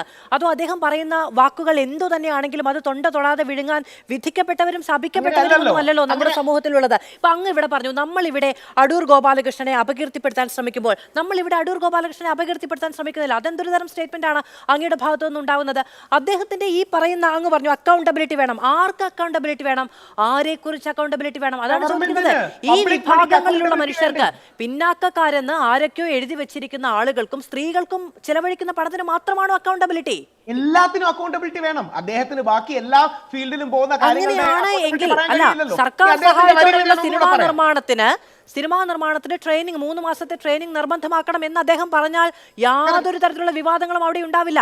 അവർക്ക് എന്ന് പറയുന്നിടത്താണ് സ്ത്രീകളായതുകൊണ്ട് മാത്രം സിനിമ കൊടുക്കാൻ, സ്ത്രീകളായതുകൊണ്ട് മാത്രം എന്തോ വലിയ പ്രിവിലേജ് കിട്ടുന്നു എന്നൊക്കെ ഈ സമൂഹത്തിൽ നിന്ന് പറയണമെങ്കിൽ ചില്ലറ കാഴ്ചക്കുറവ് പോരാ. പറഞ്ഞ കൃത്യമായ വാക്കുകൾ ഞാൻ ഒന്നുകൂടെ പറയാം. പല ന്യൂസ് ചാനലും വ്യക്തമാക്കിയ വാക്കുകൾ. പിന്നോക്ക അവസ്ഥയിലുള്ള പ്രതിനിധികൾക്ക് അവസരമെന്ന നിലയിലാണ് സർക്കാർ ഗ്രാന്റ് നൽകുന്നത്. ഒരു സിനിമ എടുത്ത ശേഷം അപ്രത്യക്ഷമാകേണ്ടവർ അല്ല അവർ. അതിനാലാണ് അവർക്ക് പരിശീലനമടക്കം നൽകണമെന്ന് പറഞ്ഞത്. സിനിമാ ചിത്രീകരണത്തെക്കുറിച്ച് അറിവില്ലാത്തതൊരു പ്രശ്നമാണ്. അവർക്ക് ആവശ്യമായ പരിശീലനം നൽകിയാൽ പിന്നീടും ഈ രംഗത്ത് തന്നെ പ്രവർത്തിക്കാനുള്ള ആത്മവിശ്വാസവും അറിവും ലഭിക്കും. അടുത്ത അദ്ദേഹം പറയുന്നു, ആദ്യമായി സിനിമ എടുക്കുന്നവർക്ക് 1.5 കോടി എന്ന തുക വളരെ കൂടുതലാണ്. പ്രാക്ടിക്കലായി പറയല്ലേ, ഇതിൽ ആരും അധിക്ഷേപം നടത്തുകയല്ലോ. അടൂർ ഗോപാലകൃഷ്ണൻ എന്താണ് എന്ന് പറഞ്ഞത് ഈ ചർച്ചയുടെ തുടക്കത്തിൽ പറഞ്ഞു. ഇനി അത് മാത്രമല്ല, വേദിയിൽ പറഞ്ഞത് മാത്രമല്ലല്ലോ, അല്ലാതെയും ഉണ്ടായിരുന്നല്ലോ മൊഴിമുത്തുകൾ. അതുകൂടി കേൾക്കാം. എങ്ങനെ ഇതിനെപ്പറ്റിയുള്ള സാങ്കേതികമായ പരിജ്ഞാനം കൊടുത്തിട്ട് അവരെ എംപവർ ചെയ്യണമെന്നാണ് പറഞ്ഞത്. അതിൽ കൂടുതൽ പോസിറ്റീവായിട്ട് ഇതിനെപ്പറ്റി പറയാൻ പറ്റുകയില്ല. അങ്ങനെ ഒരു പോസിറ്റീവായിട്ടുള്ള കാര്യമാണ് പറഞ്ഞത്. അതിന് മൊത്തം നെഗറ്റിവിറ്റി ഉണ്ടാക്കിയത് എങ്ങനെയാണ് നിങ്ങൾ? ഞാൻ ഫിലിം മേക്കറാണ്. ഞാൻ ചുമ്മാ ഒരു അഭിപ്രായം പറയുന്നതല്ല. എനിക്കറിയാവുന്നപോലെ നിങ്ങൾക്ക് ആർക്കും സിനിമയെ പറ്റി അറിഞ്ഞുകൂടാ. അതുകൊണ്ട് ഞാൻ പറയാം. ഇതുമായിട്ട് യാതൊരു ബന്ധമില്ലാത്ത ഒരു കുട്ടിയാണ് എണീച്ചതെന്ന് പ്രതിഷേധിച്ചത്.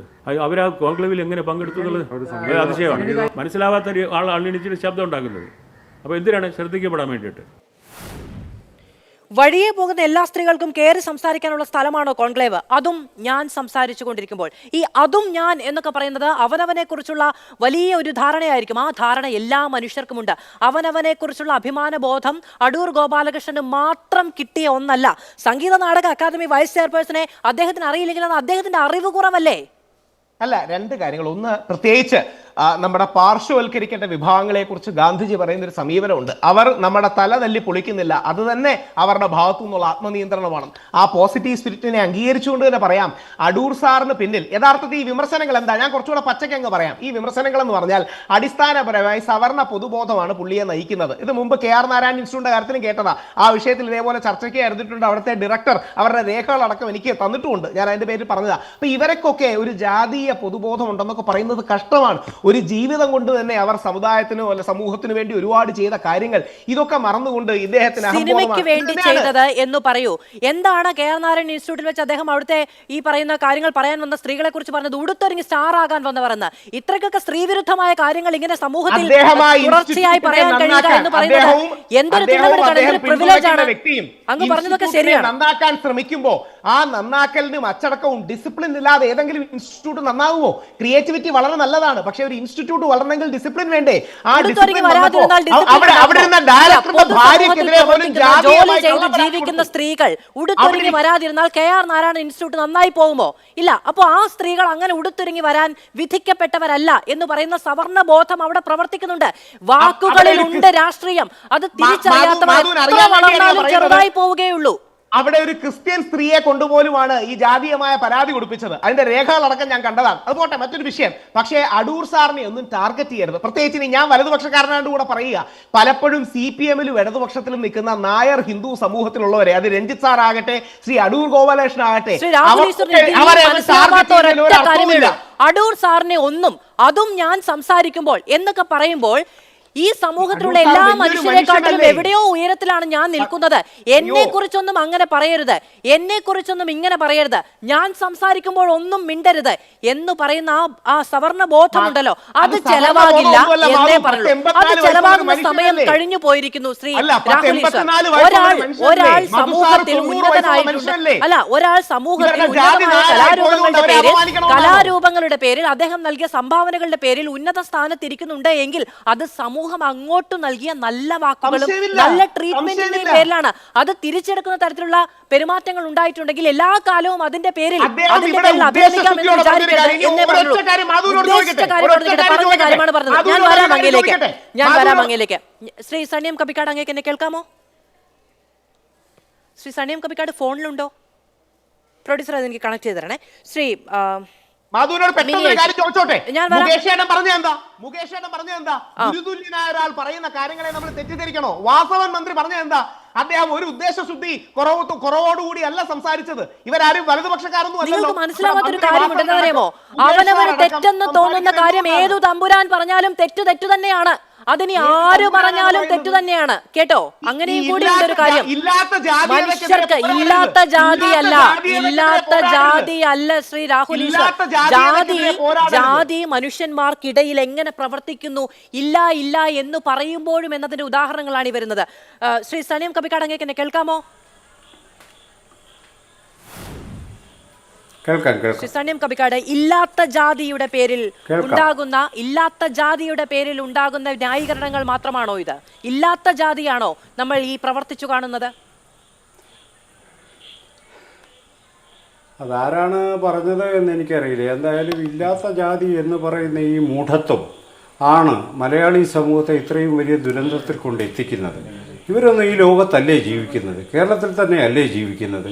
ഇവിടെ ജീവിച്ചിരുന്നു കൊണ്ട് നിരന്തരമായ ജാതീയ അതിക്രമങ്ങളും സ്ത്രീവിരുദ്ധതയും അരങ്ങുവാഴുന്ന കേരളത്തിലിരുന്നു കൊണ്ട് ഇവിടെ ജാതിയില്ല, ഇല്ലാത്ത ജാതിയാണ് പറയുന്നത്. ആരാണ് ഇവിടെ ജാതി പറഞ്ഞത്? ഇവിടെ ആരാ ജാതി പറഞ്ഞത്? അടൂർ ഗോപാലകൃഷ്ണൻ്റെ ഈ വിഷയത്തിലുള്ള സമീപനത്തിൽ ജാതി മേധാവിത്വത്തിൻ്റെ എലമെൻ്റ് ഉണ്ടെന്നുള്ള ഗുരുതരമായ വിമർശനമാണ് ഇവിടെ ഉന്നയിക്കപ്പെട്ടിരിക്കുന്നത്. അതല്ലെന്ന് പറയാൻ പറ്റില്ല. അത് വളരെ വ്യക്തമാണ്. കേരളത്തിലെ പട്ടികജാതി പട്ടികവർഗക്കാർക്ക് 1.5 കോടി രൂപ കൊടുക്കുമ്പോൾ അവർക്ക് കർശനമായ ട്രെയിനിങ് കൊടുക്കണമെന്നും ഒരു സവർണ നിയന്ത്രണത്തിലായിരിക്കണം അവർ സിനിമ എടുക്കേണ്ടതെന്നും പറയുന്നത് ഈ പറയുന്ന ഒരു ജാതി മേധാവിത്വത്തിൻ്റെ വാദമാണ്. അതൊരു ജീർണമായ മനസ്സാണ്. അത് നമ്മൾ ഒഴിവാക്കേണ്ടതാണ്. മലയാളി സമൂഹത്തിന് ഒട്ടും യോജിച്ചതല്ല, ജനാധിപത്യ സമൂഹത്തിനോട്ട് യോജിച്ചതല്ല ആ മനോഭാവം. ഇതാ പറയുന്നത്. ഇവിടെ ഇല്ലാത്ത ജാതിയെ ആരെങ്കിലും ഇവിടെ ഇറക്കുമതി ചെയ്യുന്നതല്ല. ഇത് ഈ പറഞ്ഞ ആൾക്കാർ അവരുടെ സ്വന്തം ജീവിതം പരിശോധിച്ചാൽ അവർക്ക് മനസ്സിലാകും ഇവിടെ ജാതി ഉണ്ടോ ഇല്ലയോ എന്നുള്ള കാര്യം. എന്താണ് ഇപ്പം പുഷ്പവതിയെ അറിയില്ല എന്ന് അടൂർ ഗോപാലകൃഷ്ണൻ പറയുന്നു. ഇദ്ദേഹം ഈ ലോകത്തൊന്നും അല്ലേ ജീവിക്കുന്നത്? പുഷ്പവതിയെ കേരളത്തിലെ അത്യാവശ്യം കലാമേഖലയെ ശ്രദ്ധിക്കുന്ന മുഴുവൻ ആൾക്കാർക്കും പരിചിതയായ ഒരു ഗായികയാണവർ, ഒരു പെർഫോമറാണ്. അപ്പോൾ അവരെ അറിയില്ല എന്ന് ഇദ്ദേഹം ഇത്ര ധാർഷ്ട്യത്തോടെ പറയുന്നത് നിങ്ങൾക്കറിയായിരിക്കും, എനിക്കറിയാം. ഇയാളാരാ? ഇയാൾ ഈ ധാർഷ്ട്യം പറയുന്ന ഇയാൾ ആരാണെന്ന് ഇയാൾക്ക് അറിയത്തില്ലെങ്കിൽ ഞാൻ അന്വേഷിക്കട്ടെ എന്നാ പറയാം. അതാണ് മര്യാദ.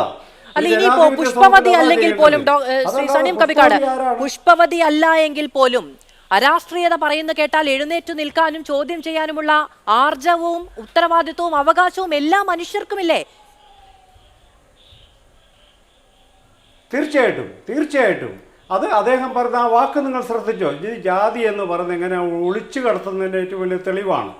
ഇവിടെ ഒരു വലിയ സെഷൻ നടക്കുകയാണ്, സിനിമാ പ്രവർത്തകരുടെ കോൺക്ലേവ് നടക്കുകയാണ്, സീരിയസ് സെഷൻ നടക്കുകയാണ്. അവിടെ ഒരു സ്ത്രീ എഴുന്നേറ്റ് എന്തോ പറയുന്നത്, അതും ഞാൻ പ്രസംഗിക്കുമ്പോൾ എന്നാണ് അടൂർ ഗോപാലകൃഷ്ണൻ പറയുന്നത്? ഇയാളെ പ്രസംഗിക്കുന്നത് ആരും മിണ്ടരുതോ? ഇതൊരു ജനാധിപത്യ സമൂഹമാണ്. It is N open society, തുറന്ന സമൂഹമാണ്.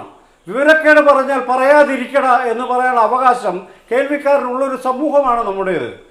അത് മാത്രമാണ് അവിടെ സംഭവിച്ചത്. താങ്കൾ പറയുന്നത് പെശകാണെന്ന് അദ്ദേഹത്തെ ബോധ്യപ്പെടുത്താനാണ് ഓഡിയൻസ് ശ്രമിച്ചത്. അതെന്നത് കാണാത്തത്. അപ്പം ഇതാണ് ജാതി. അതല്ലാതെ നമ്മൾ ഈ വിചാരിക്കുന്നത് പോലെ പണ്ടൊരു സിനിമാ നടൻ ഇവിടെ പറയുന്നത് കുഴി കുത്തി കഞ്ഞി കൊടുക്കുന്നത്, ഇതൊന്നുമല്ല. ഇപ്പോഴത്തെ ജാതി എന്ന് പറയുന്നത് ഈ ധാർഷ്ട്യമാണ്. ഞങ്ങളുടെ മെൻറ്റർഷിപ്പിൽ ഇവിടെ കാര്യങ്ങൾ നടക്കാവൂ, അവർക്ക് 1 കോടി രൂപ കൊടുക്കുന്നത് അഴിമതിക്ക് കാരണമാകുമെന്ന് എന്ത് അനുഭവത്തിൻ്റെ അടിസ്ഥാനത്തിലാണ് ഇദ്ദേഹം പറഞ്ഞത്? ഒരു ജനതയെ മുഴുവനും അപമാനിക്കുന്ന, അഴിമതിക്ക് കാരണമാകുമെന്ന് പറയുന്ന കാര്യം ഇയാൾ എന്ത് അനുഭവത്തിൻ്റെ, എന്ത് ഡേറ്റയുടെ അടിസ്ഥാനത്തിലാണ് അടൂർ ഗോപാലകൃഷ്ണൻ പറയുന്നത്? അപ്പം ഇതൊന്നുമില്ലാതെ എന്ന് പറയാനുള്ള അവകാശം ഇയാൾക്കാർക്ക് എനിക്ക് കൊടുത്തിട്ടുണ്ടോ? ശരി, ഞങ്ങൾക്കില്ല എന്ന് ഇയാൾ പറയുന്നുണ്ടല്ലോ. ദളിതർക്കും ആദിവാസികൾക്കും സ്ത്രീകൾക്കുമില്ല ഇല്ല എന്ന് പറയുമ്പോൾ ഇത് കൊടുത്തിട്ടുണ്ടോ? ഇദ്ദേഹത്തിന് കൊടുത്തിട്ടുണ്ടോ എന്ന് പറയാനുള്ള അവകാശം? അങ്ങനെയല്ലല്ലോ. കാര്യങ്ങൾ സംയമനപൂർവ്വം പരിശോധിക്കാനുള്ള ഉത്തരവാദിത്വമുണ്ട്. ഇതൊരു സമൂഹത്തിലെ സിനിമാ മേഖലയിലേക്ക് ബാക്കി ഇല്ലാതെ അവിടെ ഇടം കിട്ടാതെ പോയവരെ ഇൻക്ലൂസീവ് ആക്കാൻ വേണ്ടി സർക്കാർ എടുക്കുന്നൊരു പ്രോഗ്രസീവ് പോളിസിയാണത്. അത് നടപ്പിലാക്കണമെന്നാണ് പറയേണ്ടത്. അത് പരിഹരിച്ച് എന്തെങ്കിലും പ്രശ്നമുണ്ടെങ്കിൽ അത് പരിഹരിച്ച് നടപ്പിലാക്കണമെന്നാണ് പറയേണ്ടത്. അതിന് പകരം ഇവർക്ക് പൈസ കൊടുക്കുന്നത്, ഇത്രയും പൈസ അവർക്ക് കൊടുക്കാൻ പാടില്ല, ഇത് ഇയാളാണോ തീരുമാനിക്കുന്നത്? ഇയാൾ ആരാണെന്ന് ഇതൊക്കെ തീരുമാനിക്കാനായിട്ട്? ഇയാൾ സിനിമ എടുത്തിട്ടുണ്ട് എന്ന് പറയുന്നത് ഈ ലോക ക്ലാസിക് സിനിമയായിട്ട് അടൂർ ഗോപാലകൃഷ്ണൻ സിനിമ തട്ടിച്ച് നോക്കുന്നേ ഞങ്ങൾക്ക് പറയാൻ കഴിയും. ഇയാൾ ലോക ക്ലാസിക് സിനിമയിൽ യാതൊരു കോൺട്രിബ്യൂഷൻ ഇല്ലാത്ത സിനിമാ സംവിധായകനാണെന്ന് ഇദ്ദേഹത്തിൻ്റെ സിനിമകൾ മുൻനിർത്തി ഞങ്ങൾക്ക് വാദിക്കാൻ പറ്റും. വെറുതെ പറയുന്നതല്ല. മലയാള സിനിമയിൽ വരുന്ന ധാരണയില്ല.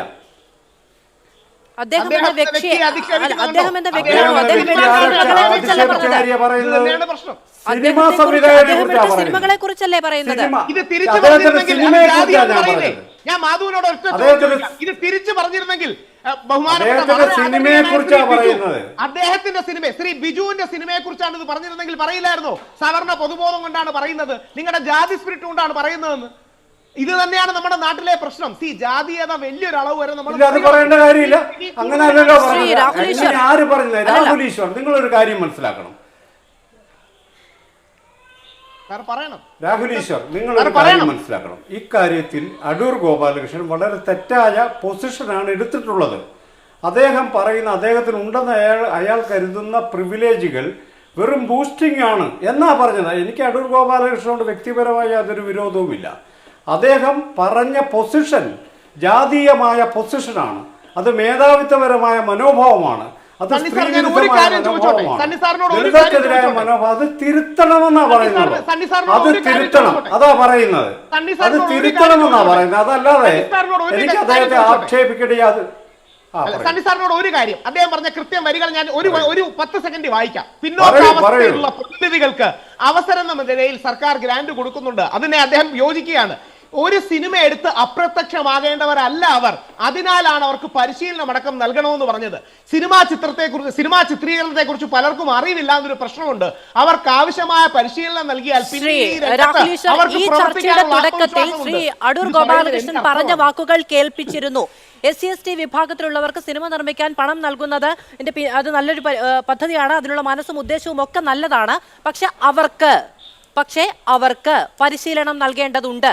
സ്ത്രീകളായതുകൊണ്ട് മാത്രം അവസരം നൽകുകയല്ല വേണ്ടത് എന്നാണ് പറഞ്ഞത്. മുന്നൊരുക്കം വേണ്ടേ? അദ്ദേഹം തന്നെ പറയുന്നുണ്ട്, മുന്നൊരുക്കം വേണം. മുന്നൊരുക്കമില്ലാതെ സിനിമ എടുത്താൽ സർക്കാർ സഹായത്തോടു കൂടി സിനിമ നിർമ്മിക്കുന്നത് എല്ലാവർക്കും എന്ന് പറയുകയാണെങ്കിൽ ഇല്ല, ഈ അവർക്ക് എന്ന് പറയുന്നത് വേർതിരിച്ചു കാണിക്കലിനെയാണ് ചോദ്യം ചെയ്യുന്നത്. ഇനി അങ്ങനെ പറയുമ്പോൾ അതുമായി ബന്ധപ്പെട്ട് അദ്ദേഹത്തിനോട് പ്രതികരണത്തിന് പോയല്ലോ. അപ്പോഴാണ് പറഞ്ഞത് വഴിയിൽ പോകുന്ന എല്ലാവർക്കും വന്ന് സംസാരിക്കാനുള്ളതല്ല കോൺക്ലേവ്, അതും ഞാൻ ന്യായീകരിക്കാൻ പോകുമ്പോൾ പിന്നെ തികട്ടി വരുന്നതെല്ലാം അതിനപ്പുറത്തെ ജാതീയ ബോധമാണ് മാധുവായിരിക്കും. മാധുവാണ് പലപ്പോഴും മോഡറേറ്റ് ചെയ്യുന്നത്. അദ്ദേഹം പറഞ്ഞത് ഞാൻ സംസാരിച്ചുകൊണ്ടിരിക്കുകയാണല്ലോ, അപ്പം വേറൊരാൾ എണീച്ചെന്ന് പ്രശ്നം ഉണ്ടാക്കുന്ന കാര്യമില്ലേ? ഈ എല്ലാത്തിനും ഞാൻ എന്ന വാക്കിന് സ്ട്രെസ് കൊടുത്ത് ഇത് എത്ര കാലമായിട്ട് ഇദ്ദേഹത്തെ ടാർഗറ്റ് ചെയ്യുന്നു? KR നാരായൺ ഇൻസ്റ്റിറ്റ്യൂട്ടിൽ വന്നപ്പോഴും പറഞ്ഞു. KR നാരായൺ ഇൻസ്റ്റിറ്റ്യൂട്ടിൽ പറഞ്ഞ കാര്യമാണ് ഞാൻ നേരത്തെ ചോദിച്ചത്. സ്ത്രീകളെ കുറിച്ച് പറഞ്ഞ കാര്യം അടക്കം ശ്രീ സണ്ണീം കവിക്കാട് അത് വെറും പ്രകോപനമാണ്. ഞാൻ അങ്ങയിലേക്ക് വരാം. ശ്രീ രാഹുൽ ഈശ്വർ അങ്ങയിലേക്കും വരാം. ശ്രീമതി ഐജി മിനി, ഇപ്പോൾ ശരിയാണ്, ഒരു കോൺക്ലേവാണ്. നമ്മൾ കണ്ടുപഠിക്കണമെന്ന് വിചാരിക്കുന്ന ഒരുപാട് മനുഷ്യർ, നമ്മളെ സഹായിക്കുമെന്ന് കരുതുന്ന സംവിധാനത്തിൻ്റെ പ്രതിനിധികൾ എല്ലാവരും ഉണ്ട്. പക്ഷെ അവിടെ ഇത്രയും പിന്തിരിപ്പനായിട്ടുള്ള ഒരു ആശയ പ്രചാരണം ഉണ്ടാകുന്നു. ഇത് ഉറക്കെ പറഞ്ഞു എന്നല്ലേ ഉള്ളൂ, ഇതിങ്ങനെ ഒരു വേദിയിൽ നിന്ന് പറഞ്ഞു എന്നല്ലേ ഉള്ളൂ. ഇത് പതുക്കെ പറയുന്നതും ഇത് മുറുമുറുക്കുന്നതും ഇത് പ്രാവർത്തികമായി കൊണ്ടുവരുന്നതും അങ്ങനെ എത്ര കണ്ടിട്ടുള്ളവരാണ് ഇവിടുത്തെ സ്ത്രീകൾ. അതിനെയൊക്കെ അതിജീവിച്ച് തന്നെ മുന്നോട്ട് വന്നിട്ടുള്ളവരാണ്. അവർക്കിത് എനിക്ക് തോന്നുന്നു വലിയ തിരിച്ചടിയല്ല എന്ന്. അതെ, ഇത് തന്നെയാണ് ഈ ഒരു ബോധമാണ്, പൊതുബോധമാണ്. ഈ ഇതിനെക്കുറിച്ചൊക്കെ ഒരുപാട് അറിവും നമ്മൾ ഒരുപാട് ചെയ്തിട്ടുണ്ട്. ഞങ്ങൾ ഇരിക്കുമ്പോൾ നിങ്ങൾ എങ്ങനെയാണ് ചെയ്യുന്നത് എന്ന് പറയുന്ന ഒരു ചിന്തയാണ്. ഒന്നാമത് ഈ പദ്ധതി പ്രകാരം വന്നിട്ടുള്ള ആരും ഒരു സുപ്രഭാതത്തിൽ എണീറ്റ് വന്നിട്ട് ഞാൻ സിനിമ ചെയ്തോളാം എന്ന് പറഞ്ഞു വന്നിട്ടുള്ള ആരുമല്ല. ഇവരുടെ സിനിമകളെല്ലാം ശ്രദ്ധിച്ചു നോക്കാം. പ്രത്യേകിച്ച് ഈ പരാമർശിക്കപ്പെട്ട സിനിമകൾ ചുരുളായാലും അരികായാലും ഏറ്റവും മികച്ച സൃഷ്ടികളാണ്. അവരൊക്കെ എത്ര കൃത്യമായിട്ട് എത്ര കാലങ്ങൾ ഈ ഒരു സിനിമയുടെ ഒരു പാഷൻ്റെ പേരിൽ, ആ ഒരു പ്രൊഫഷൻ്റെ പേരിൽ എത്രത്തോളം അവർ ജോലികൾ ഉപേക്ഷിച്ച് എത്രത്തോളം സാമ്പത്തികമായിട്ടും സാമൂഹികമായിട്ടും ഒക്കെ ബുദ്ധിമുട്ടുകൾ അനുഭവിച്ച് ആണ് അവർ മുന്നോട്ട് വന്നിട്ടുള്ളത്. ശ്രീമതി പുഷ്പാവതിയെക്കുറിച്ച് പറയുകയാണെങ്കിൽ അവരാണ് സത്യം പറഞ്ഞു കഴിഞ്ഞാൽ ജെൻ സിക്ക് പൊയ്കയിലെ അപ്പച്ചനെ പരിചയപ്പെടുത്തി കൊടുത്തത്. കാണുന്നീലൊരക്ഷരവും എൻ്റെ വംശത്തെപ്പറ്റി, കാണുന്നുണ്ട് അനേക വംശത്തിൻ ചരിത്രങ്ങൾ. അപ്പോൾ കാണാത്ത വംശത്തിൻ്റെ ചരിത്രം, കാണാത്ത ആൾക്കാരുടെ അടയാളപ്പെടുത്തലുകളാണ് ഈ സർക്കാരിൻ്റെ ഇടപെടലിലൂടെ നടക്കുന്നത്. അതിന് സജീവമായിട്ട് തന്നെ സർക്കാർ ഇടപെടുന്നുണ്ട്. പക്ഷേ അതിന് ചില സഹായകരമാകേണ്ട ഗവൺമെൻറ് ബോഡീസിനെ നമ്മൾ എക്യുപ്പ് ചെയ്യണം. അത് നമ്മൾ തീർച്ചയായിട്ടും പറയുന്നുണ്ട്. മെൻറ്ററിങ് വേണ്ട എന്ന് നമ്മൾ ആരും പറഞ്ഞിട്ടില്ല. നമ്മൾ ഉടനീളം ആവശ്യപ്പെട്ടുന്ന ഒരു കാര്യം തന്നെയാണ് മെൻറ്ററിങ് എന്ന് പറയുന്നത്. മെൻറ്ററിങ് അല്ല ആവശ്യപ്പെട്ടിട്ടുള്ളത്, ഇത് നമുക്കാണ്, ട്രെയിനിങ് ആണ് ആവശ്യം. അപ്പോൾ എന്താണ് കുഴപ്പം? അതാദ്യം പറഞ്ഞിട്ടില്ല. ഈ വന്നിട്ടുള്ള ഒരു സിനിമകളും മോശമാണെന്ന് ഒരു അഭിപ്രായം വന്നിട്ടില്ല. ഏറ്റവും റീസെൻ്റായിട്ട് വന്നിട്ടുള്ളത് വിക്ടോറിയയാണ്. പല ഫെസ്റ്റിവലുകളിലും അല്ല, അവാർഡുകൾ മാത്രമാണെന്ന് ഞാൻ പറയുന്നില്ല. എൻ്റെ സിനിമയ്ക്ക് ഒരു അവാർഡും ലഭിച്ചിട്ടില്ല. എൻ്റെ സിനിമ സംസാരിക്കുന്നത് സ്ത്രീകളെക്കുറിച്ചാണ്. ഞാൻ ബ്ലാക്ക് ബ്യൂട്ടി എന്ന് പറഞ്ഞ ഒരു ഡോക്യുമെൻ്ററി ചെയ്തിട്ടുണ്ട്. ഞാൻ എൻ്റെ കല ചെയ്യുന്നത്, നാടകം ചെയ്യുന്നത്, സിനിമ ചെയ്യുന്നത് അവാർഡിനോ ഒരു ബോഡീസിലും കയറി ഇരിക്കാനോ ഒന്നിനുമല്ല. ഞാൻ എൻ്റെ കലയെ സ്നേഹിക്കുന്നു, ഞാൻ എൻ്റെ ജനതയെ സ്നേഹിക്കുന്നു. ഞാൻ വിദേശത്തായിരുന്നു, ഞാൻ തിരിച്ചു വന്നത് എനിക്ക് ഇവിടെ ജീവിക്കാൻ, കലാകാരിയായിട്ട് ജീവിക്കാനാണ്. അപ്പോൾ നമ്മുടെ ഒരു സ്വത്വം എന്ന് പറയുന്നത്, നമ്മുടെ സ്വത്വബോധത്തെ ചോദ്യം ചെയ്യുന്ന, നമ്മളെ ഇൻക്ലൂഡ് ചെയ്യുന്ന ഒരു ഗവൺമെൻറ്, ആ ഒരു പോളിസി ഉണ്ടാവുമ്പോൾ നമ്മൾ സെൻസേഷണൽ ആക്കേണ്ടത് ഇതല്ല. നമ്മൾ ചർച്ച ചെയ്യേണ്ടത് സ്ത്രീകളുടെ മാറ്റി നിർത്തപ്പെട്ടവരുടെ പ്രശ്നങ്ങൾ. സിനിമാ സെറ്റുകൾ നമ്മൾ സജീവമായിട്ട് 2 ദിവസം പലർക്കും സംസാരിക്കാനുള്ള അവസരം ഉണ്ടായിട്ടുണ്ട്. അത് ആ ഒരു പോളിസി എന്ന് പറയുന്നത് തീർച്ചയായിട്ടും ഗവൺമെൻറ് ഈ ഇവിടെ ചന്തയിലും ഒക്കെ പോയ ആരോ ഒരാൾ അവർക്കൊക്കെ മുന്നിൽ വരും, അവർക്കൊക്കെയും അഭിപ്രായം പറയാൻ പറ്റും. മിസ്റ്റർ സജി ചെറിയാൻ മിനിസ്റ്റർ പറയുകയുണ്ടായി, എല്ലാവർക്കും അഭിപ്രായം പറയാൻ അവസരമുണ്ടാകും. അങ്ങനെ ഒരു പോളിസി രൂപീകരണം ആദ്യമായിട്ട് ഇവിടെ ഉണ്ടാകുമ്പോൾ അതിനിടയിൽ ഈ ഒരു ഇതെന്ന് പറയുന്നത് ഇത് ജാതിബോധം തന്നെയാണ്. ഇത് ഞാൻ ആരോ ആണ് എന്നുള്ളതിൻ്റെ ബോധത്തിൽ മേൽക്കോയ്മ എന്ന് പറയുന്നത്. പിന്നെ ഈ ചർച്ചകളിൽ ഈ അഗ്രസീവ് ആകുന്നതല്ല. You have to have a proper discussion. അതിൽ ചർച്ച ചെയ്ത് ഒച്ച വെച്ച് ആൾക്കാരുടെ ശബ്ദം അടിച്ചമർത്താൻ പറ്റില്ല. ഇനി ആരുടെയും അങ്ങനത്തെ ശബ്ദം അടിച്ചമർത്താൻ പറ്റില്ല എന്ന് തന്നെയാണ് പുതുതലമുറ പറയുന്നത്. മധു, പെട്ടെന്ന് ആ ചർച്ചയിൽ ആഡ് ചെയ്യാനായി ഞാൻ KSFDC director advocate Melbin Mathew അങ്ങയുടെ ചർച്ച കണ്ടുകൊണ്ടിരുന്നപ്പോൾ എനിക്ക് അയച്ച മെസ്സേജും കൂടെ ഞാനൊന്ന് വായിക്കാം. കഴിഞ്ഞ വർഷം 1.5 കോടി രൂപ അങ്ങനെ ചെലവാക്കി 50,000 രൂപ മാത്രമാണ് തിരിച്ചു കിട്ടിയത്. അവർ കണ്ടോണ്ടിരിക്കുകയാണ്. 6 മൂവിയോളം നമ്മളങ്ങനെ പലതിലും സ്പോൺസർ ചെയ്തു. അതിന്റെ ഫുൾ എമൗണ്ടും ലോസ് ആയി. അത് ജാതി കാരണമല്ല, പലപ്പോഴും സിനിമയ്ക്ക് വേണ്ട രീതിയിൽ ട്രെയിനിങ് ഇല്ലാത്ത കാരണമാണ്. ഞാൻ മാധുവിന് അഡ്വക്കേറ്റ് മെൽബിൻ മാത്യു അയച്ചതിന്റെ ഫോട്ടോ അയച്ചിട്ടുണ്ട്. അദ്ദേഹം അത് കാണിക്കണമോ സംഭവിക്കുമോ എനിക്കറിയില്ല. കാണുമ്പോൾ അങ്ങയോടാണ് ഐക്യദാർഢ്യപ്പെടാൻ കഴിയുന്നത് എന്നുള്ളത് അതും നല്ല ഒരു സന്ദേശമാണ് കേട്ടോ. അങ്ങ് പറഞ്ഞ രാഷ്ട്രീയത്തോടാണ് അദ്ദേഹത്തിന് ഐക്യപ്പെടാൻ കഴിയുന്നത് എന്നുള്ളതിനെ നമ്മൾ ഒന്ന് കാണേണ്ടത്. ഒരു സ്ഥലം വാസവൻ സാർ വലതുപക്ഷക്കാരനല്ലല്ലോ, മുകേഷ് ഏട്ടൻ വലതുപക്ഷക്കാരനല്ലല്ലോ. ഇതിന്റെ പ്രശ്നം ഈ പക്ഷം എന്ന് പറയുന്നത് കക്ഷി രാഷ്ട്രീയത്തിൽ നിൽക്കുന്നതല്ല, അത് ചിന്തയുടെ, അത് കാഴ്ചപ്പാടിന്റെ കൂടി അടയാളപ്പെടുത്തലാണ്. ട്രെയിനിങ്ങും ഞാൻ ഒരു വരി കൂടെ മാത്രം പറഞ്ഞ പിന്നെ വലിയ അവസരം തരണം. ഈ എന്തെങ്കിലും ഒരു വിമർശനം പറഞ്ഞാൽ അതിനെ പോസിറ്റീവ് സ്പിരിറ്റിൽ എടുക്കാതെ, ഒരു ഗുരു പറയുന്നതാണെന്ന് തിരിച്ചറിയാതെ ഇതിന്റെ പിന്നിൽ മുഴുവൻ ജാതിയാണ്, സവർണ പൊതുബോധമാണെന്നൊക്കെ പറഞ്ഞാൽ ആ മേഖല നന്നാവില്ല. ഇദ്ദേഹം ഇതേ അല്ല, അദ്ദേഹത്തോട് അങ്ങേക്ക് മെസ്സേജ് അയച്ചാ ഈ പറയുന്ന KSFDCയുടെ ഉദ്യോഗസ്ഥനോട് പോയി പറയൂ, അങ്ങ് തന്നെ മെസ്സേജ് അയക്കൂ, ഇതിന് ശേഷം ഇനി ഈ പദ്ധതി മുന്നോട്ട് കൊണ്ടുപോകാൻ കഴിയില്ല എന്ന് അദ്ദേഹം അതല്ല സർക്കാരിനോട് അറിയിക്കാൻ പറയൂ. എന്നിട്ട് വിപണി മൂല്യം ഉറപ്പുവരുത്തുന്ന താരജാടകളുള്ള ഒരു തരിക്ക് പോലും രാഷ്ട്രീയം പറയാത്ത സിനിമകളിൽ ഇൻവെസ്റ്റ് ചെയ്യാനുള്ളതാണ് സർക്കാരിന്റെ ഈ കാശ് എന്ന് അദ്ദേഹം വിചാരിക്കുന്നുണ്ടെങ്കിൽ അവിടെ കൊണ്ടുപോയി മുടക്കണമെന്ന് സർക്കാരിനോട് പറയാൻ പറയൂ. ഇത് കലാപരമായ അഭിരുചികളുള്ള, ലോകം അറിയപ്പെടുന്ന കലാഭിരുചിയുള്ള മനുഷ്യന്മാർക്ക് സാമൂഹ്യ ചുറ്റുപാടുകൾ പരിമിതമാണെങ്കിൽ അവരെ സപ്പോർട്ട് ചെയ്യാൻ വേണ്ടിയുള്ളതാണ്. വിപണിയിൽ മുടക്കി ലാഭം കൊയ്യാൻ സർക്കാർ പലിശയ്ക്ക് കൊടുക്കുന്ന പണമല്ല എന്നെങ്കിലും മിനിമം തിരിച്ചറിയാൻ പറയൂ ഉപദേശകനോട് കേട്ടോ. അദ്ദേഹത്തോട് തിരിച്ചറിയാൻ പറയൂ എന്ന് അദ്ദേഹത്തോട്. അടൂർ ഗോപാലകൃഷ്ണന് മോഹൻലാലിനെ വെച്ച്, മമ്മൂട്ടിയെ വെച്ച്, അദ്ദേഹത്തിന്റെ പ്രിയ കലാകാരനായ ഈ പറയുന്ന ഇതിന്റെ എല്ലാം തുടക്കം അവിടെ നിന്നാണല്ലോ, ദിലീപിനെ വെച്ച് ഒക്കെ സിനിമ ചെയ്യാൻ കഴിയുന്നുണ്ടെങ്കിൽ അത് അടൂർ ഗോപാലകൃഷ്ണൻ എന്ന ബ്രാൻഡിൽ നിന്നുകൊണ്ടാണ്. 1.5 കോടി സിനിമയുടെ ബജറ്റ് ആക്കി വെക്കുന്ന പുതുമുഖക്കാർക്ക് അങ്ങനെ ആർജിച്ചെടുക്കാൻ കഴിയുന്ന പ്രിവിലേജ് സമൂഹം നൽകുന്നില്ല എന്നെങ്കിലും മനസ്സിലാക്കിയാൽ കൊള്ളാം. ശ്രീ രാഹുൽ ഈസർ, ശ്രീമതി ജോളി ചെറിയത്ത്, അതിലൊരു വലിയ പ്രശ്നമുള്ളത് എന്താണെന്ന് വെച്ചിട്ടുണ്ടെങ്കിൽ ഈ ഇപ്പോൾ ശ്രീമതി മിനി IG പറയുകയാണ്, ഈ പറയുന്ന ക്വാളിഫിക്കേഷനോട് കൂടി എല്ലാം വന്നാലും വിപണിയെയും പണം മുടക്കാൻ തയ്യാറായ പ്രൊഡ്യൂസേഴ്സിനെയും ബോധിപ്പിക്കാൻ കഴിയില്ല.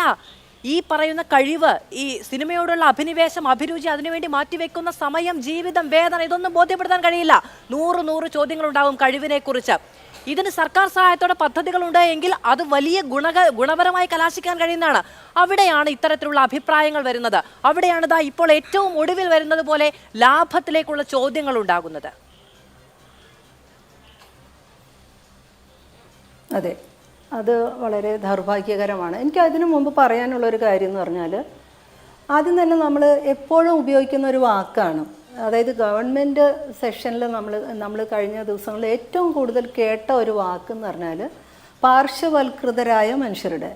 ഈ പാർശ്വവൽകൃതരായ മനുഷ്യർ സ്വയംഭൂവാവുന്നതല്ല, മനസ്സിലായോ? ഈ പാർശ്വവൽകൃതരായ മനുഷ്യർ എങ്ങനെയാണ് ഈ ഭൂമിയിൽ ഉണ്ടായി വരുന്നത്, അതിൻ്റെ സാമൂഹികമായ രാഷ്ട്രീയമായ കാരണങ്ങൾ എന്താണ്, അതിനെ അണ്ടർസ്റ്റാൻഡ് ചെയ്യുന്നതിൻ്റെ ഭാഗമായിട്ടാണ് നമ്മൾ ഇൻക്ലൂഷനെ കുറിച്ച് സംസാരിക്കാൻ തുടങ്ങുന്നത്. അപ്പോൾ ഇത് ജാതിയില്ല എന്ന് നിങ്ങൾക്ക് വേണമെങ്കിൽ സമാധാനിക്കാനേ പറ്റുള്ളൂ. പക്ഷേ ഒരു യാഥാർത്ഥ്യം എന്ന് പറയുന്നത്, ജാതിയിൽ പുറന്തള്ളപ്പെട്ട മനുഷ്യർ, ബഹുഭൂരിപക്ഷം വരുന്ന മനുഷ്യർ ഇത്രയും കാലമായി അനുഭവിക്കുന്ന സാമൂഹിക അനീതി എന്ന് പറയുന്നത് അവർ കൂടി എൻജോയ് ചെയ്യേണ്ടിയിരുന്ന, അവർക്ക് കൂടി അവകാശപ്പെട്ട എല്ലാ വിഭവങ്ങളും വളരെ കുറച്ച് പേര് കൈയടക്കി വെച്ചിട്ടുണ്ടെന്നുള്ളതാണ്. അപ്പോൾ അത് മനസ്സിലാക്കുന്ന ഒരു രാഷ്ട്രീയ ബോധ്യത്തിൽ നിന്നാണ് നമ്മൾ ചെറിയ ചെറിയ മാറ്റങ്ങളിലേക്ക് വരുന്നത്. ഈ മാറ്റങ്ങൾ ഉൾക്കൊള്ളാനും അതിനെ മുന്നോട്ട് കൊണ്ടുപോകാനും പ്രോഗ്രസീവായിട്ടുള്ള ഒരു ചർച്ചയ്ക്ക് ആക്കം കൂട്ടുന്ന എന്തെങ്കിലും ഒന്നുമല്ല ഇപ്പോൾ വീണ്ടും നടക്കുന്നത്. നമ്മൾ വീണ്ടും ഇവരെ ജാതിയുണ്ട്, ജാതിയില്ല, കാശ് അങ്ങനെയാണ് ഇങ്ങനെയാണ്, ഇതൊന്നും നമുക്ക് പഠിപ്പിച്ചു കൊടുക്കാൻ സമയമില്ല, സൗകര്യമില്ല, നമുക്കതിന് ഇനി താല്പര്യമില്ല. മറിച്ച് ഇത് ഞങ്ങൾക്ക് അവകാശപ്പെട്ട കാര്യമാണ്. ഞങ്ങൾ ഈ പ്രോസസ്സിൽ എത്തുന്നത്, ഇത് പറഞ്ഞതുപോലെ നേരത്തെ സണ്ണിച്ചേട്ടൻ സൂചിപ്പിച്ചതുപോലെ 2 വർഷത്തെ ഒരു പ്രോസസ്സിലൂടെയാണ്. നമ്മൾ സ്ക്രിപ്റ്റ് എഴുതണം, ഒരു സുപ്രഭാതത്തിലും ഇനി പറഞ്ഞതുപോലെ എഴുന്നിട്ട് ഞങ്ങൾക്ക് സിനിമ പാഷനാണ്, അതുകൊണ്ട് സിനിമ ഞാൻ കാശ് തരണം എന്നല്ല ഞങ്ങൾ പറയുന്നത്. മറിച്ച് നമ്മൾ എഴുതി കൊടുക്കുന്ന സ്ക്രിപ്റ്റ് 3 റൗണ്ടിലൂടെ പോയി അത് അപ്രൂവ് ചെയ്യണം, നമ്മളെ ബഡ്ജറ്റ് അപ്രൂവ് ചെയ്യണം, നമ്മളെ കാസ്റ്റ് ക്രൂ എല്ലാം കൂടെ ഒത്തുവന്ന് ഈ ഫിനാൻസിനകത്ത് നിൽക്കുമ്പോൾ അവർ ഉണ്ടാക്കി തരുന്ന ഒരു ഇൻഫ്രാസ്ട്രക്ചറിനകത്ത്, ആ പരിമിതിക്കകത്ത് നിന്നുകൊണ്ട് ഒരു സ്ത്രീ എന്നുള്ള രീതിയിലും ഒരു അടിസ്ഥാന ജനവിഭാഗം എന്നുള്ള രീതിയിലും ഈ പറയുന്ന സവർണ പുരുഷൻ്റെ പ്രിവിലേജ് ഒന്നുമില്ലാത്ത ഈ മനുഷ്യർ ഇരട്ടി അധ്വാനം ചെലവാക്കിയിട്ടാണ് അവർ വരുന്നത്. അതൊരു യാഥാർത്ഥ്യമാണ്. അതിനെ കാണാതെ നിങ്ങൾക്കെല്ലാം കിട്ടുന്ന പണം തോന്നിയ പോലെ നിങ്ങൾ ചെലവഴിക്കുമെന്നൊക്കെ ഉളുപ്പില്ലാതെ പറയാൻ കഴിയണില്ല. ഞങ്ങൾക്കത് കേൾക്കാൻ ഇനി സൗകര്യമില്ലെന്ന് തന്നെ ഞങ്ങൾ ഉറച്ചു നിന്ന് പറയാനേ പറ്റുള്ളൂ. അതല്ലാതെ ഇത്തരത്തിലുള്ള തിട്ടൂരങ്ങൾ, നിങ്ങൾക്ക് 84 വയസ്സാണെന്നുള്ളതോ നിങ്ങൾ വേൾഡ് ക്ലാസ് സിനിമ ഉണ്ടാക്കിയെന്നുള്ളത് നിങ്ങളെ മാത്രം വിഷയമാണ്. ഇത് ഞങ്ങളുടെ ജീവിതത്തിന് ഏതെങ്കിലും രീതിയിൽ അനുകൂലമായ രീതിയിലോ പോസിറ്റീവായിട്ടുള്ള രീതിയിലോ പ്രോഗ്രസീവായ രീതിയിലോ ഞങ്ങൾക്ക് ഒരു ചലനവും ഈ സമൂഹത്തിൽ ഉണ്ടാക്കിയിട്ടില്ല. അത് പറയാൻ എന്തിനും മടിക്കണം? നമ്മളതിന് അദ്ദേഹത്തിനെ കുറച്ച് കാണില്ല. അദ്ദേഹത്തിൻ്റെതായ ആർട്ട് ഫോം ഉണ്ടാക്കി, ഓക്കെ ഫൈൻ. ഞങ്ങളുടെ ഭാഷയിൽ ഞങ്ങളുടെ ജീവിതം പറയാൻ ശ്രമിക്കുന്നു. അതിനുള്ളത് ഞങ്ങളുടെ ഔദാര്യമല്ല, മറിച്ച് ഞങ്ങൾക്ക് തീർച്ചയായും കിട്ടേണ്ടിയിരുന്ന സാമൂഹ്യ വിഭവ അധികാരങ്ങളിൽ നിന്ന് പുറത്തുപോയ മനുഷ്യരെ ഈ സാമൂഹ്യ നീതിയുടെ പ്രോസസ്സിലേക്ക് കൊണ്ടുവരുന്നതിൻ്റെ ഭാഗമായിട്ട് ശേഷിയുള്ള മനുഷ്യരെയാണ് ഇവിടെ തിരഞ്ഞെടുക്കുന്നത്. അല്ലാതെ എന്തെങ്കിലും റെക്കമെൻഡേഷൻ വഴിയോ ആളുകളെ പ്ലീസ് ചെയ്തിട്ട് ഒന്നും കിട്ടുന്നതല്ല ഈ പ്രോജക്റ്റുകളൊന്നും.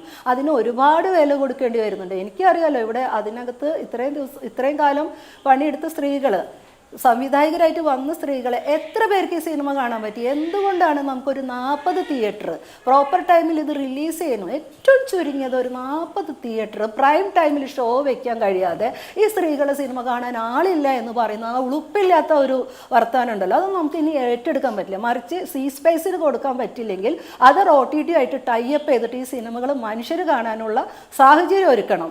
ഈ സ്ത്രീകൾ ഇവർ ഈ സംവിധായകരെ തേടി വരാനുള്ള ഒരു അവസ്ഥ ഉണ്ടാവണം. ഇന്ന് ഗവൺമെന്റിന് മാത്രം അറിഞ്ഞാൽ മതിയോ, KSFDCക്ക് മാത്രം അറിഞ്ഞാൽ മതിയോ 6 പേര് സംവിധായകർ സ്ത്രീകൾ വന്നു എന്നുള്ളത്? മറ്റു ആളുകൾ അറിയണ്ടേ? ഈ സിനിമകൾ കാണണ്ടേ? ഈ സിനിമകൾ കാണിക്കാനുള്ള മറ്റു മാധ്യമങ്ങൾ എന്താണ്, വഴികൾ എന്താണ്, ഇതിൻ്റെ തടസ്സങ്ങൾ എന്താണ്? ഇതൊക്കെ കൂടി പരിഹരിക്കണം. ഓക്കെ, നമ്മൾ ബിഗിനേഴ്സാണ്. പക്ഷെ ഇത്തരത്തിലുള്ള ക്രിയാത്മകമായ ചർച്ചകൾ ഉണ്ടാവുന്നതിന് പകരം വീണ്ടും നമ്മൾ ഹ്യൂമിലിയേറ്റ് ചെയ്യുന്ന, ഇൻസൾട്ട് ചെയ്യുന്ന ഇത്തരം വർത്തമാനങ്ങൾ ഇനി അനുവദിച്ചു കൊടുക്കാൻ പറ്റില്ല എന്ന് പറഞ്ഞുകൊണ്ട് തന്നെ മുന്നോട്ട് പോകലേ പറ്റുള്ളൂ. നമ്മൾ ഈ ഇൻക്ലൂസിവിറ്റിനെ കുറിച്ച് പറഞ്ഞ് ഇത്തരത്തിലുള്ള തിട്ടൂരങ്ങൾക്കെതിരെ സംസാരിച്ച് ഞങ്ങൾക്ക് ഇനി അതിനുള്ള എനർജി കളയാനില്ല എന്ന് തന്നെയാണ് പറയാനുള്ളത്. ശരി, ശ്രീ സണ്ണിയം കബിക്കാട്, ഇപ്പോൾ ഇത്രയും പ്രായമുള്ള മനുഷ്യർക്ക് രാഷ്ട്രീയം ഇനി ഒരു തിരുത്ത് എന്നൊക്കെ പറയുന്നത് അറിയില്ല എത്രത്തോളം സാധ്യമാണ് എന്നുള്ളത് ശരിയാണ്. അദ്ദേഹം ഒരുപക്ഷെ സിനിമയെക്കുറിച്ച് ആധികാരികമായി തലമുറകളോട് സംസാരിച്ച ഒരാൾ എന്ന സ്വയം വിലയിരുത്തലിൻ്റെ അടിസ്ഥാനത്തിൽ പറയുന്നതുമായിരിക്കാം. അതിൽ പക്ഷേ ഒരു പ്രശ്നമുള്ളത് എന്താണെന്ന് വെച്ചിട്ടുണ്ടെങ്കിൽ, ഈ പറയുന്ന പോയ കാലത്തിൻ്റെ പ്രശ്നങ്ങളിലൂടെ നിരന്തരം പടവെട്ടിക്കൊണ്ടിരിക്കുന്ന, പോയ കാലം അടിച്ചേൽപ്പിക്കാൻ ശ്രമിച്ച ഒരുപാട് വേണ്ടകളോടെ നിരന്തരം കലഹിക്കുന്ന മനുഷ്യരാണല്ലോ. ഇതിൽ വളരെ റൂട്ടഡായ ഒരു പെയിൻ ഉണ്ടല്ലോ. ഇതൊക്കെ കൂടി രേഖപ്പെടുത്തി വെക്കണ്ടേ? അങ്ങനെ സിനിമ രേഖപ്പെടുത്തുന്നത് ചരിത്രത്തെ കൂടിയാണല്ലോ. പുസ്തകങ്ങളിലേക്ക് അതിനപ്പുറത്തേക്ക് മനുഷ്യനെ വൈകാരികമായി കൂടി സ്വാധീനിക്കാൻ കഴിയുന്ന, ചരിത്രത്തെ അങ്ങനെ തന്നെ റെപ്രസെന്റ് ചെയ്യാൻ കഴിയുന്ന ഒരു കലാരൂപം എന്ന നിലയ്ക്ക് കൂടിയാണ്. ഇതിനൊക്കെ വേണ്ടി കൂടിയാണല്ലോ സിനിമയിലേക്ക് സ്റ്റേറ്റ് ഇത്രത്തോളം ഇൻവെസ്റ്റ് ചെയ്യുന്നത്. അതിൽ ഓരോ പൗരനും അവകാശമില്ലേ? ഓരോ പൗരനും അവനവന്റെ ചരിത്രത്തെ പ്രതിനിധീകരിക്കാനുള്ള അവകാശമില്ലേ? അതിനൊക്കെ ഒരു മേൽനോട്ടം വേണം, അത് മേലിലുള്ളവർ തന്നെ വേണം എന്ന നിർബന്ധ ബുദ്ധി വെച്ചു പൊറപ്പിക്കാൻ കഴിയുന്നതാണോ? ഇതിനകത്തുള്ളൊരു പ്രധാനപ്പെട്ട പ്രശ്നം, അടൂർ ഗോപാലകൃഷ്ണൻ 86 വയസ്സായി എന്നുള്ളത് ലോകത്തിൻ്റെ കുറ്റമൊന്നുമല്ല. അദ്ദേഹത്തിന് 86 വയസ്സായി എന്നുള്ള കാര്യം അദ്ദേഹവും അംഗീകരിക്കുക, ലോകവും അംഗീകരിക്കുക. ഈ നമ്മുടെ ജാതി സമൂഹത്തിൻ്റെയും ആഢ്യ സമൂഹത്തിൻ്റെയും ഒരു പൊതുമനോഭാവവും പ്രായമായവർ ആധികാരികരാണെന്നുള്ളൊരു തെറ്റിദ്ധാരണയാണ്. എനിക്ക് പ്രായമായി, അതുകൊണ്ട് ഞാൻ പറയുന്നതിലൊരു ആധികാരികത അങ്ങനെയൊന്നുമില്ല. ഇപ്പോൾ ജോളി നേരത്തെ ഇവിടെ സൂചിപ്പിച്ചതല്ല, അദ്ദേഹത്തിൻ്റെ കാലത്തെ കുറേ സിനിമ എടുത്തു, അത് ഞങ്ങളുടെ ജീവിതത്തെ ബാധിക്കുന്നില്ല എന്നാൽ വളരെ കൃത്യമായൊരു അഭിപ്രായമാണ് അവർ പറയുന്നത്. അപ്പോൾ ഈ 86 വയസ്സായ മനുഷ്യൻ ആണെന്നുള്ളത് ഒരു പ്രത്യേക പരിഗണന അർഹിക്കുന്നൊരു കാര്യമൊന്നുമില്ല. അദ്ദേഹം മനസ്സിലാക്കേണ്ട കാര്യമാണ് അദ്ദേഹത്തിന് പ്രായമായെന്നും പുതിയൊരു തലമുറ ഈ മേഖലയിലേക്ക് വന്നിട്ടുണ്ടെന്നും അവർ പുതിയ സിനിമകൾ ചെയ്യുന്നുണ്ടെന്നൊക്കെ മനസ്സിലാക്കണം. അതല്ലാതെ എനിക്കിവരെയൊന്നും അറിയത്തില്ല, ഞാൻ പ്രസംഗിക്കുമ്പോൾ മിണ്ടാൻ പാടില്ല എന്നൊക്കെ പറയുന്നതിലൊരു ധാർഷ്ട്യമുണ്ട്. അത് അദ്ദേഹം ഒഴിവാക്കുക. അത് ഒഴിവാക്കാൻ പറ്റാത്തത് ഇതൊരു ആഢ്യ മേഖലയാണെന്ന് സ്വയം കരുതുന്നത് കൊണ്ടാണ്. ഞങ്ങളാണ് ഇതിൻ്റെ മെൻറ്റർമാർ. ഞാൻ ചോദിക്കട്ടെ, ഈ ദേശീയ ഫിലിം ഡെവലപ്മെൻറ്റ് കോർപ്പറേഷൻ പണം കൊടുക്കുന്നുണ്ടല്ലോ. ആ പണം കൊടുക്കുന്നതിൽ ആ പണം മേടിച്ച ഒരാളല്ലേ ഇദ്ദേഹവും. എന്നിട്ട് സിനിമ നിർമ്മിക്കാൻ അവർ പണം കൊടുക്കുന്നുണ്ട്. അത് കൈപ്പറ്റിയിട്ടുള്ള ഒരാളാണ് അടൂർ ഗോപാലകൃഷ്ണൻ എന്നാണ് എനിക്ക് അറിയാൻ കഴിഞ്ഞിട്ടുള്ളത്. അതൊരു കുറ്റമൊന്നുമില്ല, അത് കൈപ്പറ്റാവുന്നതാണ്, അദ്ദേഹത്തിന് സിനിമ എടുക്കാവുന്നതാണ്. പക്ഷേ അന്നൊന്നും എന്താ ട്രെയിനിങ് വേണമെന്ന് പറയായിരുന്നത്. അപ്പോൾ ട്രെയിനിങ് വന്ന വാക്ക് വരുന്നത് ദളിതരുടെയും സ്ത്രീകളുടെയും കാര്യം വരുമ്പോഴാണ് ഈ സവർണ പുരുഷൻ്റെ മനസ്സിലൊരു ലഡു പൊട്ടുന്നത്. അവർക്ക് ട്രെയിനിങ് വേണം, അവരൊന്നും അറിയാൻ മേലാത്ത കുട്ടികളാണ്. ഞങ്ങളുടെ മെൻറ്റർഷിപ്പിൽ വളരേണ്ടവരാണെന്നുള്ളത് ഇതിനെയാണ് സവർണ ബോധ്യമെന്ന് വിളിക്കുന്നത്. അത് അടൂർ ഗോപാലകൃഷ്ണനോട് വ്യക്തിപരമായി പറയുന്ന കാര്യമല്ല. ഞങ്ങളുടെ മേൽനോട്ടത്തിൽ വേണം സ്ത്രീകളും ദളിതരും ആദിവാസികളൊക്കെ ജീവിക്കുക എന്നുള്ള ആ ബോധമുണ്ടല്ലോ, അതിനെയാണ് പുതിയ തലമുറയിലെ സ്ത്രീകളും ദളിത് വിഭാഗത്തിൽ നിന്നുള്ള സിനിമാ പ്രവർത്തകരും രാഷ്ട്രീയ പ്രവർത്തകരും ഒക്കെ നിഷേധിക്കുന്നത്, തള്ളിക്കളയുന്നത് ഈ മെൻറ്റർഷിപ്പിനെയാണ്. അത് വേണ്ടെന്നാണ് അവർ പറയുന്നത്. ഞങ്ങൾ ചെയ്തോളാം, ഞങ്ങൾക്കറിയാം. ഡോക്ടർ ബിജു 15 സിനിമ എടുത്തു. ഏത് ഇൻസ്റ്റിറ്റ്യൂട്ടിൽ പോയി എടുത്തിട്ടാണ് ബിജു സിനിമ എടുത്തത്? അദ്ദേഹത്തോളം അന്താരാഷ്ട്ര പുരസ്കാരങ്ങൾ കിട്ടിയ ഒറ്റ സംവിധായകൻ ഇന്ന് കേരളത്തിൽ ജീവിച്ചിരിപ്പില്ല. അദ്ദേഹം എവിടെ പോയി പഠിച്ചതാണ്? സിനിമ മൗലികമായി ഒരു കലാരൂപമാണ്, അത് മനുഷ്യൻ്റെ ഉള്ളിലുള്ളൊരു സംഭവമാണ്. അത് ട്രെയിനിങ്ങും ആവശ്യമുണ്ട്, തീർച്ചയായിട്ടും ആവശ്യമുണ്ട്. അപ്പോൾ ഇന്നലെ ശ്രീകുമാരൻ തമ്പി പറഞ്ഞതുപോലെ ഞാൻ സിനിമ എടുത്താ പഠിച്ചെന്നാണ് പറയുന്നത്. അതാണ് സത്യസന്ധമായ വാക്ക്. സിനിമ എടുത്താണ് ഞാൻ പഠിച്ചെന്നാണ് പറയുന്നത്, സിനിമ ചെയ്താ പഠിച്ചെന്നാണ്. അതല്ലാതെ സിനിമയും പഠിച്ചോണ്ടല്ല ഞാൻ ഇങ്ങോട്ട് വന്നെന്നാണ് പറയുന്ന കാര്യം. അപ്പോൾ എന്ന് പറയുന്നത് പോലെ ഈ ട്രെയിനിങ് ദളിതർക്കും ആദിവാസികൾക്കും സ്ത്രീകൾക്കും മതിയോ? അതാ ചോദ്യം. അതങ്ങനെ തോന്നുന്നതിനെയാണ് ഈ ജാതീയമായ കുഴപ്പമെന്ന് വിളിക്കുക. അത് ആ തോന്നൽ പ്രശ്നമുണ്ട്, അതൊരു മുൻവിധിയാണ്. സ്ത്രീകൾ ശേഷിയില്ലാത്തവരാണ്, ദളിതർ ശേഷിയില്ലാത്തവരാണ്, അവർക്ക് ശേഷി ഉണ്ടാക്കി കൊടുക്കണമെന്ന് ഒരു സവർണ പുരുഷന് തോന്നുന്നത് ജാതിയാണ്. ഇതാ പറയുന്ന കാര്യം. ഇത് അംഗീകരിച്ചേ ഇത് ഒച്ചയും ബഹളം ഉണ്ടാക്കി ഈ വാക്കുകളെ എതിർത്ത് തോൽപ്പിക്കാമെന്ന് ആരും വിചാരിക്കേണ്ട. എത്ര ഒച്ച ഇപ്പോൾ നേരത്തെ ഇവിടെ ഇതുകൂടി ഒന്ന് പറഞ്ഞോട്ടെ, പറയാതിരിക്കാൻ നിവൃത്തിയില്ലാത്തതുകൊണ്ടാണ്.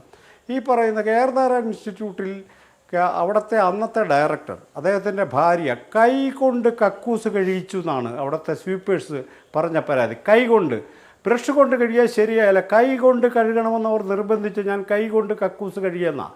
എത്ര ഹീനമായ ഇടപാടാണ്. അതിനെതിരെ വിദ്യാർത്ഥികൾ, ഈ വിവേചനത്തിനെതിരെ വിദ്യാർത്ഥികൾ സമരം ചെയ്തപ്പോൾ ഈ അടൂർ ഗോപാലകൃഷ്ണൻ പറഞ്ഞൊരു കാര്യം, അവർ കോവിലകത്തുനിന്ന് വന്നയാളാണ്, അവർക്ക് മാറാൻ ഇനിയും സമയം വേണ്ടി വരുമെന്നാണ്. 75 വർഷമായി ജനാധിപത്യം വാഴുന്ന ഒരു രാജ്യത്തിരുന്ന് 10-50 വയസ്സുള്ളൊരു സ്ത്രീ കോവിലകത്തുനിന്ന് വന്നതാണെന്ന് പറയണമെങ്കിൽ അസാമാന്യമായിട്ടുള്ള സാമൂഹ്യ വിരുദ്ധത ആവശ്യമുണ്ട്. ലോകത്ത് സംഭവിക്കുന്ന എന്താണെന്ന് അറിയാൻ എനിക്ക് താല്പര്യമില്ല എന്നാണ് അടൂർ ഗോപാലകൃഷ്ണൻ പറയുന്നൊരു കാര്യം. ശരി, അങ്ങനെയുള്ളവർ അകത്ത് തന്നെ ഇരിക്കട്ടെ എന്ന് പറയാനേ നമുക്ക് കഴിയുള്ളൂ. അങ്ങനെ അകങ്ങളിലിരിക്കേണ്ടവർ അകങ്ങളിലിരിക്കട്ടെ. മനുഷ്യർക്ക് പുറത്തിറങ്ങി നടക്കേണ്ടതുണ്ട്. അവിടെ ഇത്തരത്തിലുള്ള തിട്ടൂരങ്ങളും തീർപ്പുകളുമായി വരാതിരുന്നാൽ മതി. ഈ 1.5 കോടി എന്ന് പറയുമ്പോൾ അതിന് ആവശ്യമില്ല എന്നൊക്കെ പറയുമ്പോൾ ഇതെന്തോ വാരി വിതറുന്നു എന്ന തരത്തിലുള്ള ഒരു വിചാരമാണ് നമുക്കുണ്ടാവുക. ഈ സഹായം അല്ലെങ്കിൽ ഈ സഹായം എന്ന വാക്ക് ഉപയോഗിക്കാൻ പാടില്ല. ഈ പദ്ധതിയുടെ കീഴിലാണ് പലരും ആദ്യ സിനിമ അടക്കം ചെയ്തിട്ടുള്ളത് കേരളത്തിൽ. അങ്ങ് ഈ പദ്ധതികളിൽ സിനിമ ചെയ്തിട്ടുള്ള ഒരാൾ, എത്രത്തോളം ജനാധിപത്യപരമായും എത്രത്തോളം സ്വാതന്ത്ര്യം നൽകുന്ന രീതിയിലുമാണ് ഈ സിനിമയുടെ ഈ സംവിധാനം? തീർച്ചയായിട്ടും ഈ ഇടതുപക്ഷ സർക്കാരിൻ്റെ ഈ ഒരു പദ്ധതി കൊണ്ട് സിനിമ ഉണ്ടാക്കിയിട്ടുള്ള ഒരാളാണ്. ഇനി എനിക്കൊരു സിനിമ ചെയ്യാൻ പറ്റുമോ എന്ന് എനിക്ക് ഉറപ്പില്ല. ഞാൻ നിരന്തരമായിട്ട് പിച്ച് ചെയ്യുന്നുണ്ട്. ആക്ടേഴ്സിന് നമ്മളെ വിശ്വാസം ഉണ്ടാവില്ല, വലിയ പ്രൊഡ്യൂസേഴ്സിന് നമ്മളെ വിശ്വാസം ഉണ്ടാവില്ല. അങ്ങനെയൊക്കെയുള്ള ഒരുപാട് പ്രതിസന്ധികളുണ്ട്. എല്ലാ മനുഷ്യരും, മിക്ക ആൾക്കാരും ഇതിൽ കൂടി തന്നെയാണ് കടന്നു പോകുന്നത്. പക്ഷേ ഈ പദ്ധതിയുടെ ആവിഷ്കരിക്കുമ്പോൾ മറ്റൊരു വിശ്വോത്തര ചലച്ചിത്രകാരൻ പറഞ്ഞത് എന്താണെന്ന് വെച്ചാൽ, ഇത് സർക്കാർ നിർമ്മിക്കാനേ പറഞ്ഞിട്ടുള്ളൂ, പ്രദർശിപ്പിക്കാൻ പറഞ്ഞിട്ടില്ല. ഒരു സിനിമാ സംവിധായകൻ കൂടിയാണ് അദ്ദേഹം പറഞ്ഞത്. അപ്പോൾ ഇത് ശ്രീ സണ്ണി പറഞ്ഞതുപോലെ ഇത് എന്താണെന്നറിയാമോ, മലയാളിയുടെ ഒരു പൊതുബോധത്തിൽ ഇപ്പോഴും ഈ പൂമുഖത്ത് ഒറ്റ ചാരുകസേരയുള്ളൂ. അവിടെ നമ്മൾ 2 ചാരുകസേര നമ്മൾ അലോ ചെയ്യില്ല. ആ ഒരു ബോധ്യം, ആൺ മേൽക്കോയ്മ എന്ന് പറയുന്നത്, ജാതിബോധം എന്ന് പറയുന്നത് റൂട്ടഡ് ആണ്. നമ്മൾ ഇപ്പോഴും കറുത്ത നിറമുള്ള ആൾക്കാരെ പുച്ഛിക്കുന്ന അത്തരത്തിലുള്ള ഒരു തരം എല്ലാത്തരം മോശമായിട്ടുള്ള പ്രാക്ടീസ് പ്രദർശിപ്പിക്കാൻ പറഞ്ഞിട്ടില്ല എന്ന് പറഞ്ഞാൽ ഈ പണം എങ്ങനെയെങ്കിലും ചെലവഴിക്കണം എന്നുള്ളത് മാത്രമേ ഉള്ളൂ. അതായത് എൻ്റെ സിനിമ ആണ് ആദ്യമായിട്ട് നമ്മൾ ചിത്രീകരിച്ചത്, എല്ലാ തരത്തിലും എല്ലാ പ്രൊസീജിയറും പൂർത്തിയാക്കിയത്. അതിനുശേഷം ഇത് റിലീസ് ചെയ്യുന്നു എന്ന് പറഞ്ഞിട്ട് എനിക്ക് അറിയിപ്പ് കിട്ടുന്നു, ഞാൻ പോയി കാണുന്നു അദ്ദേഹത്തെ, ഞാൻ നമസ്കരിക്കുന്നു, സംസാരിച്ചില്ല, ഡിസ്കഷൻ ഉണ്ടായിട്ടില്ല. കാരണം ആ പ്രൊസീജിയറിൽ ഞാൻ അദ്ദേഹത്തിനോട് നിരന്തരം പറഞ്ഞു, താങ്കളുടെ എന്തെങ്കിലും നിർദ്ദേശങ്ങൾ കിട്ടിയാൽ കൊള്ളാമായിരുന്നു. അപ്പോൾ അത്തരത്തിലുള്ള ഒരു ഇടപെടലും ഉണ്ടായിട്ടില്ല. പിന്നീട് പിറ്റേ ദിവസം ഞാൻ അറിയുന്നത് എന്താണെന്ന് വെച്ച് കഴിഞ്ഞാൽ, എനിക്ക് അറിയില്ല എന്താണ് കാരണമെന്ന്. എൻ്റെ സിനിമയല്ല ചെയ്യുന്നത്, വേറൊരു സിനിമയാണ് ചെയ്യുന്നത്. ഓക്കെ, ഞാൻ വിചാരിച്ചു നമ്മൾ രണ്ടുപേരുടെയും സിനിമയാണല്ലോ, പക്ഷേ എങ്കിലും അതൊരു നീതി നിഷേധം തന്നെയായിരുന്നു. പിന്നെ ഞാനത് ചോദ്യം ചെയ്തപ്പോഴത്തേക്ക് അത് വർഷങ്ങളോളം നീട്ടിച്ചു. അപ്പോൾ അത്തരത്തിലുള്ള ഒരു തരം ഈ ഒരു വിഷൻ ഇല്ലായ്മ എന്ന് പറയുന്നത് അത്തരം ഗവൺമെന്റ് ബോഡീസിലിരിക്കുന്ന നേതൃത്വത്തിലിരിക്കുന്ന ആൾക്കാർക്കുണ്ട്. അപ്പോൾ അവിടെയാണ് പറയുന്ന വിശ്വോത്തര സംവിധായകരെ തെരഞ്ഞെടുത്ത് അവിടെ കൊണ്ടിരുത്തുന്നതാണ്. അതെ അതെ, വിശ്വോത്തര സംവിധായകന്മാരാണ്. അപ്പോൾ ഈ അവാർഡുകൾ ലഭിക്കുക, ഇത്തരം ഒരുപാട് സിനിമകൾ ചെയ്യുക, പ്രശസ്തരാവുക എന്നൊന്നും നമ്മളെ കമ്പാഷനേറ്റ് ആക്കുന്നില്ല. മറ്റു മനുഷ്യരെ അറിയാൻ അല്ലെങ്കിൽ മറ്റ് കല പ്രാക്ടീസ് ചെയ്യുന്ന ആൾക്കാരെ വെൽക്കം ചെയ്യാൻ, അവരെ വളരെ നല്ല രീതിയിൽ ഈ പദ്ധതികളൊക്കെ എങ്ങനെയാണ് ഉണ്ടാവുന്നത്, എക്യുപ്പ് ചെയ്യുന്നത്. ഒരാൾ ഇന്ന് സംസാരിച്ചിട്ടുണ്ടേ എല്ലാവരും ഹാർഡ്ഷിപ്സിലൂടെയാണ് കടന്നു വന്നത്, നിങ്ങളും അങ്ങനെ, അതുകൊണ്ടാണ് അത് ഗ്രേറ്റ് ആവുന്നത് എന്ന് പറയുന്നത്. നിങ്ങൾക്ക് എന്തോ പെട്ടെന്നൊരു പൈസ കിട്ടുന്നത് കൊണ്ട് നിങ്ങൾ ചെയ്യുന്നതല്ലേ? When there is enough money government നിങ്ങൾക്ക് തന്നു കഴിഞ്ഞു, അപ്പോൾ വളരെ കൃത്യമായിട്ട് അലോക്കേറ്റ് ചെയ്ത് കഴിഞ്ഞു. അതായത് പിടിച്ചു വെച്ചിരിക്കുകയല്ല, കൃത്യമായിട്ട് ഗവൺമെൻറ് അലോക്കേറ്റ് ചെയ്ത ഒരു കാര്യം എന്തുകൊണ്ട് കൃത്യമായിട്ട് അതിനൊരു സംവിധാനം ഉണ്ടാവുന്നില്ല. അത് മാത്രമല്ല, ചെയ്ത് കഴിഞ്ഞ സിനിമകൾ, എൻ്റെ സിനിമയ്ക്ക് ഡബ്ബിംഗ് റൈറ്റ്സ് ചോദിച്ച്, തമിഴ് ഡബ്ബിംഗ് റൈറ്റ്സ് ചോദിച്ച് വന്നിരുന്നു, കൊടുക്കാൻ കഴിഞ്ഞില്ല. അപ്പോൾ അത്തരത്തിലുള്ള കാര്യങ്ങളെല്ലാം ഞാൻ മന്ത്രിയോട് സംസാരിച്ചിട്ടുണ്ട്, എനിക്ക് പറയാൻ അവസരം കിട്ടി, പറഞ്ഞിട്ടുണ്ട്. പക്ഷെ അത്തരത്തിൽ ഒരു വിസിബിലിറ്റി കൊടുക്കുക എന്ന് പറയുന്നത്, ഈ ഓരത്താക്കപ്പെട്ടവരുടെ വിസിബിലിറ്റി ആരെയാണ് പേടിപ്പിക്കുന്നത്? ശരി, ഈ തരത്തിലുള്ള കാര്യങ്ങളെ കൂടി അഡ്രസ്സ് ചെയ്യാൻ കഴിയുന്ന ഏറ്റവും ഗൗരവപൂർണമായ ഒരു വേദിയാണ് ഇങ്ങനെ ഒരു ആശയം കൊണ്ട് ആ ചർച്ചകൾ അതിലേക്ക് മാത്രം പോകാൻ ഉള്ള കാരണമായത് എന്നുള്ളതാണ്. തിരുത്തുമോ എന്നറിയില്ല, പക്ഷേ ജനം തിരുത്തും. വളരെയധികം നന്ദി പാനലിസ്റ്റുകൾക്കും പ്രേക്ഷകർക്കും.